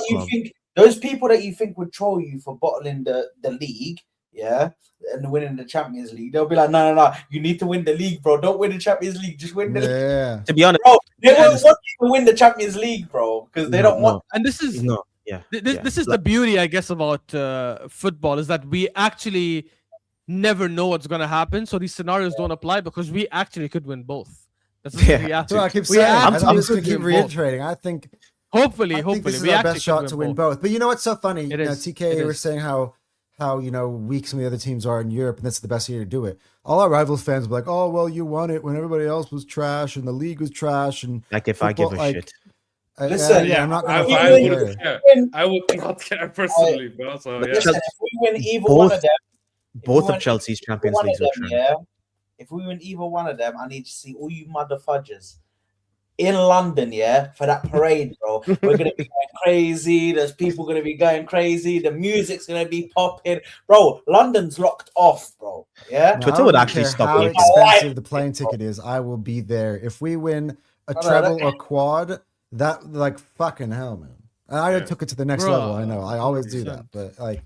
100%. Because, like I said, that's the one thing they have over us. You know what I'm saying? It's that one Champions League. But if we win that Champions League, nobody can ever talk about, oh, City is the third biggest, oh, Chelsea is the third biggest. Nobody can say I don't have to hear biggest club in London talks if anything, I love this segment. I wish David comes back in here because he's gonna fucking lose his mind. If we win, by the way, this will not happen because it's just there's a reason why it's never happened obviously before, it's good to if we win the quad, bro, I don't care if we are shit for the next 10 to 15 years.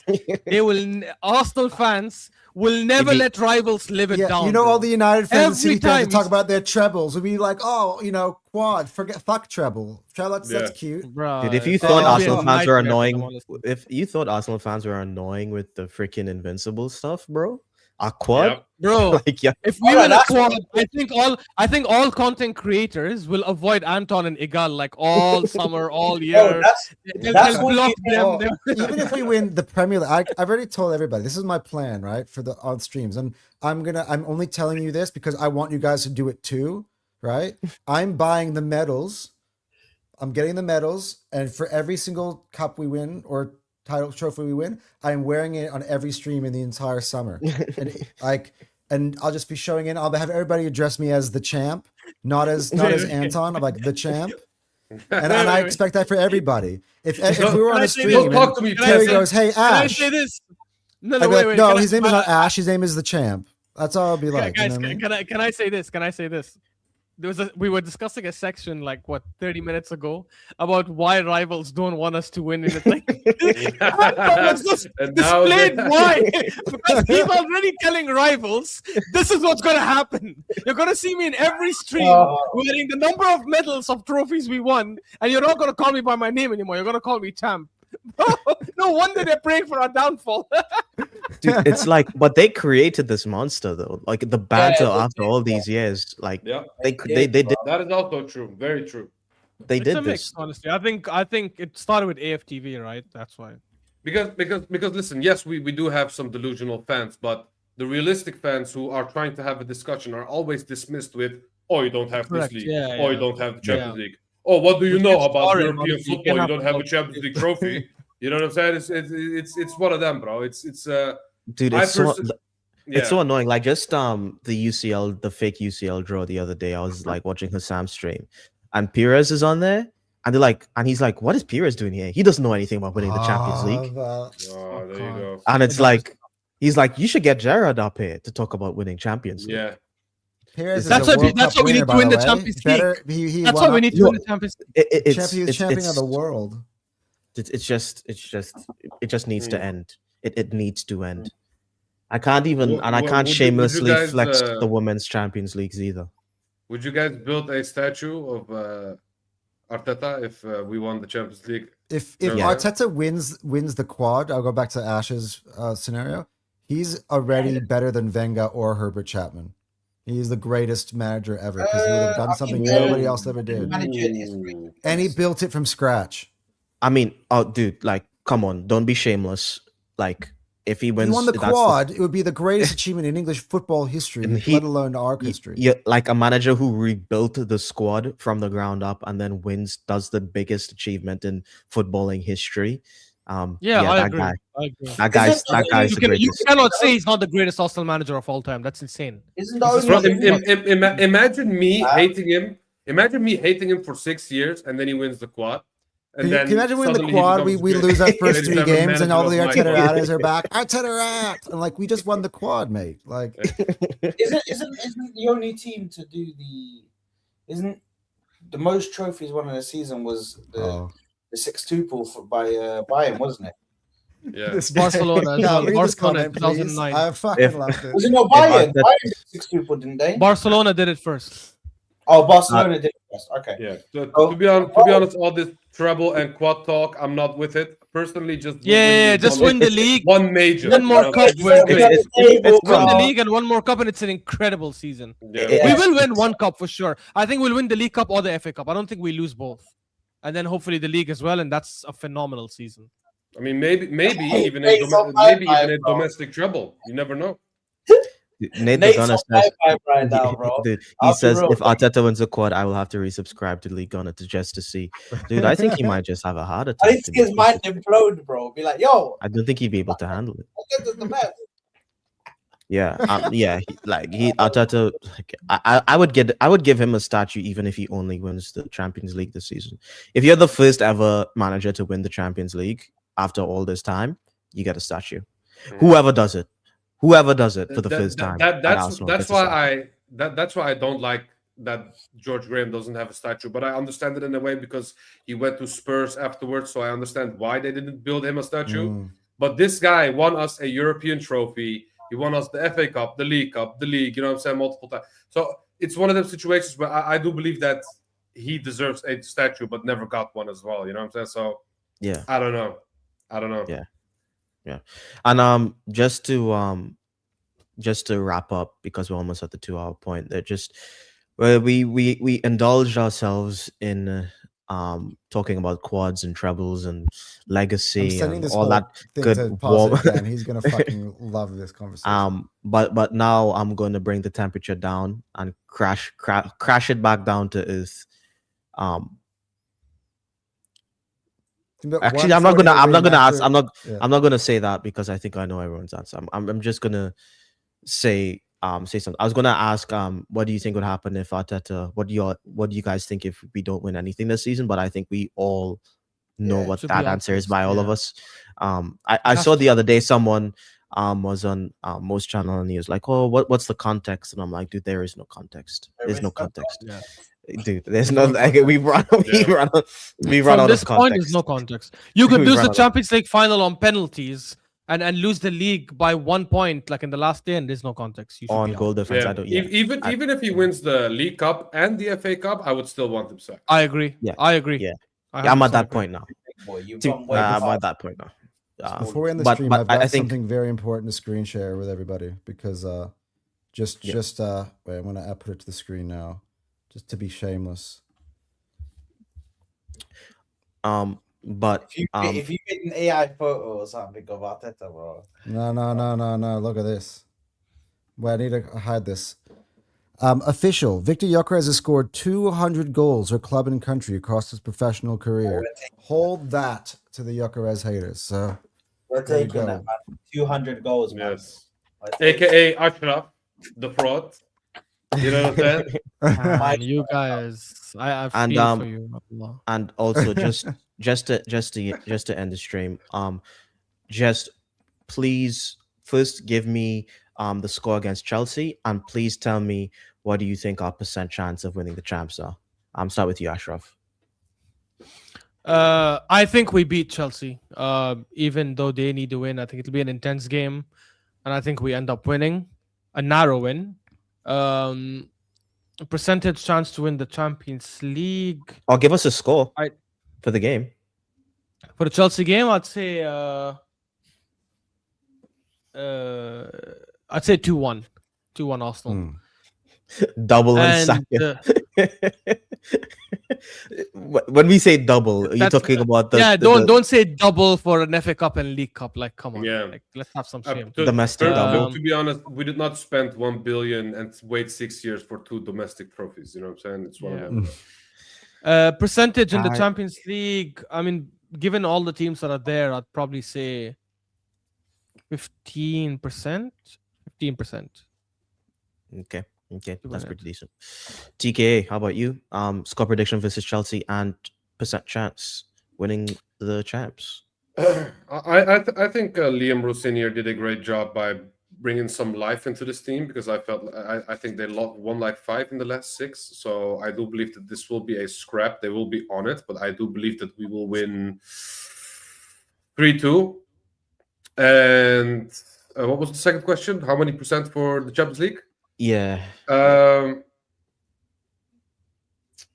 Yeah, like I would go 12.5%. Also, Curtis, he's had 2 trophies. You can't sack him. Can I smoke what you are, please? Bro, we were 7 points ahead in the league, and we were unbeaten in the groups chasing the champs. We can't not win a major. Not after all this time, bro. Like, we're not Aston Villa, we're not Bournemouth. Like, we need to win big trophies now. Yeah. It's Not just it's that, Man big City, boy. Man City would have choked out and quit had we beaten Forest after that. Man Yeah, we United. can't 100%. we can't keep 100%. losing to this City. It's not just the 2 trophies, buddy. If he won 2 trophies, I'd be like, thank you, Arteta, thank you for everything you've done. But we're out here trying to win the Premier That's League. like if a chef give you a really shit main course, but he had some really, really nice appetizers. Exactly. Yeah. We're a big we're a really big club, man. Like our bread and butter should be the league. Yeah, I think the level. If we competition- win the league this season and then he doesn't win the league next season and he wins us a cup double next season, then you're like, okay, yes, yeah, we're winning, But you can't just not win the league at all. Like we can't Especially given our position. given our position. Yeah. Given our position, the money that Arteta earns, the second highest earning manager in the world, the money that we've spent on the team, the time that we gave Arteta to learn his way into the job, because don't forget, we were his first job and we've had some rough years before we got to this point. You know what I'm saying? It's been 6 years and this is our second longest trophy drought. in a while. You know what I'm saying? So it's one of them situations where the level of competition needs to be taken into consideration as well. This is a Carabao Cup and an FA Cup. Cool. If this was an FA Cup and the Premier League, for example, I wouldn't say this. You know what I'm saying? If it was just the FA Cup, I'd be like, I've been doing this under Arsene Wenger and Arteta for years. It doesn't. Exactly. You know what I mean? Like. Exactly. So if this was a double, aka the league and the FA Cup, you won't hear me speak like this. But a Carabao Cup and an FA Cup is not enough, because we basically did what Ten Hag did for United, basically. You know what I'm saying? Yeah, exactly. And Ten Hag wasn't good enough. All right, let's keep it going though, yeah. Saad. Okay, prediction against Chelsea and chance of winning the champs. I think the Chelsea game is going to be 2-0, a comfy win, and I think it's 12.5% as well. 12.5%. You said 2-0. Oh, okay. That's actually, I don't think that's unreasonable. Anton. Same question. So the Chelsea game, I think, will be 3-1. Reason being is that I think that because they are behind, they need to score. They can't sit in low blocks. So they're going to come at us, which I think is going to open up a lot of spaces.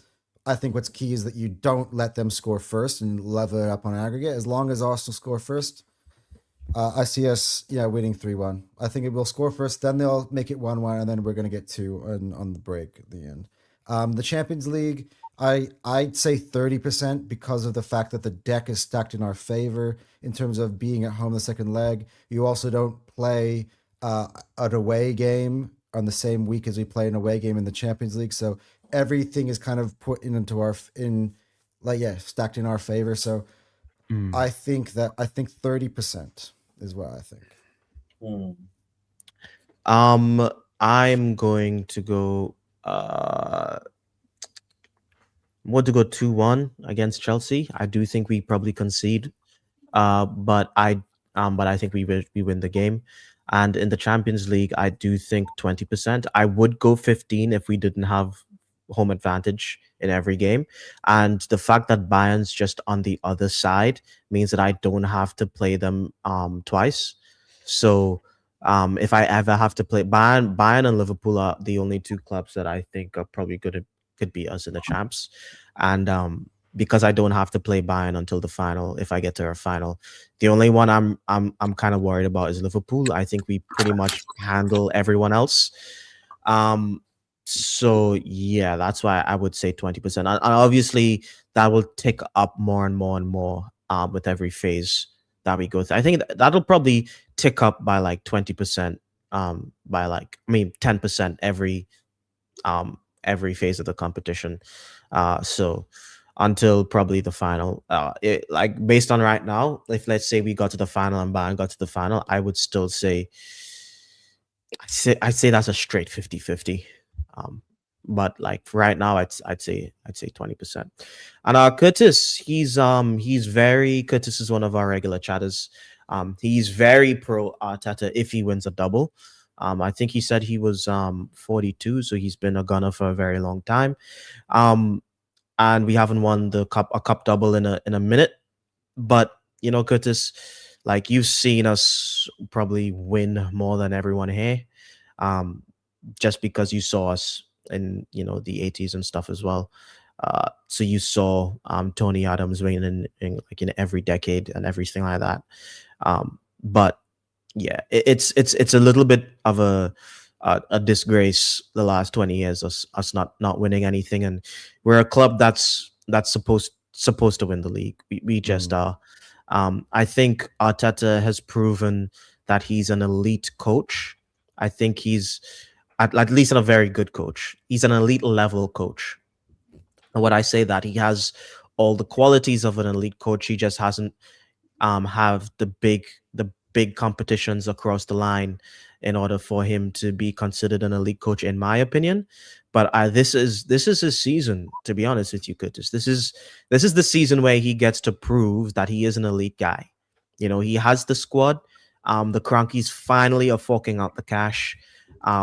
we have the youngsters, we have the talent, we have the fitness, we literally have everything we want. And this January window is going to close soon, and no Arsenal fans are complaining because of our squad depth. So and our position. So from at this point, I can't watch us lose the league from this point and lose the champs from this point and not be extremely upset, So that's just how I feel. I think that's how a lot of fans feel, to be honest with you, Curtis. I think most people are like, they're not interested if we aren't winning now. Every story needs to have like a turning point, a last chapter, a last twist. We can't just keep putting the hamster on the treadmill for the rest of our lives. But anyway, more like X-rated analogies you could use there, but I'm not going to go there. Nah. Sorry, guys, to cut you off. I'll need to leave. I have an early morning. Thank you so much for having me over, guys. We're wrapping up now stream. anyway. Yeah, I think we're gonna end the stream. Oh, okay. Yeah. Yeah, just one final thing before we end the stream, though. Final results of the poll I put earlier. We have 64% of the voters today said that they have had their faith restored in Gyökeres. You can do the math. 36% say no, they haven't. So So still have a lot of convincing to do, Gyökeres. Just keep scoring, buddy, and everyone will be talking like TKA if you keep scoring. Alrighty. Thank you, everyone's. Just remember, guys, everyone's channels are linked in the description. Thank you, thank you, Saad, thank you, TKA, thank you, Ash, for joining us. I'll shout out their channels though. I think before we go. Yes. Yeah, you guys could shout out your personal channels as well. Saad. Where can we find you, Saad? Yeah, man. Saad's Football Corner, Pod, all that good stuff, man. Come over here, man. Let us know, man. We're here. Yeah. Saad's Football Corner, man. Big up. TKA. I mean, mine is straightforward. It's right here. You know what I'm saying? Right here, I think, or here, whatever the thing is. Oh yeah, at TKFT. Yeah, at TK Football is the channel. You know what I'm saying? I haven't been live in a while, but I will be back soon. I am on Saad's channel regularly though, so yeah, you can find me there. And Dash. Yeah, you can find me in Ostrov Talks Football, and obviously on the Kura Pod as well every Friday. Awesome. Nice. Thank you, guys, and thanks for having a pretty good stream today. Thank you. Yeah, big ups to you guys. We will be back next, I believe. Me and Cal, we're gonna have. By the way, we've rebranded our show, so we're gonna have our Anton and Cal show come up later in the week. We're also going to be doing a watch along of the second leg of the Carabao Cup as well. We want to seal the deal from our good watch along from the first one. Hopefully, we end up at Wembley. But until then, guys, hope you guys have a good evening. I guess for a lot of you guys, morning for us. But anyway, guys, see you in the next time.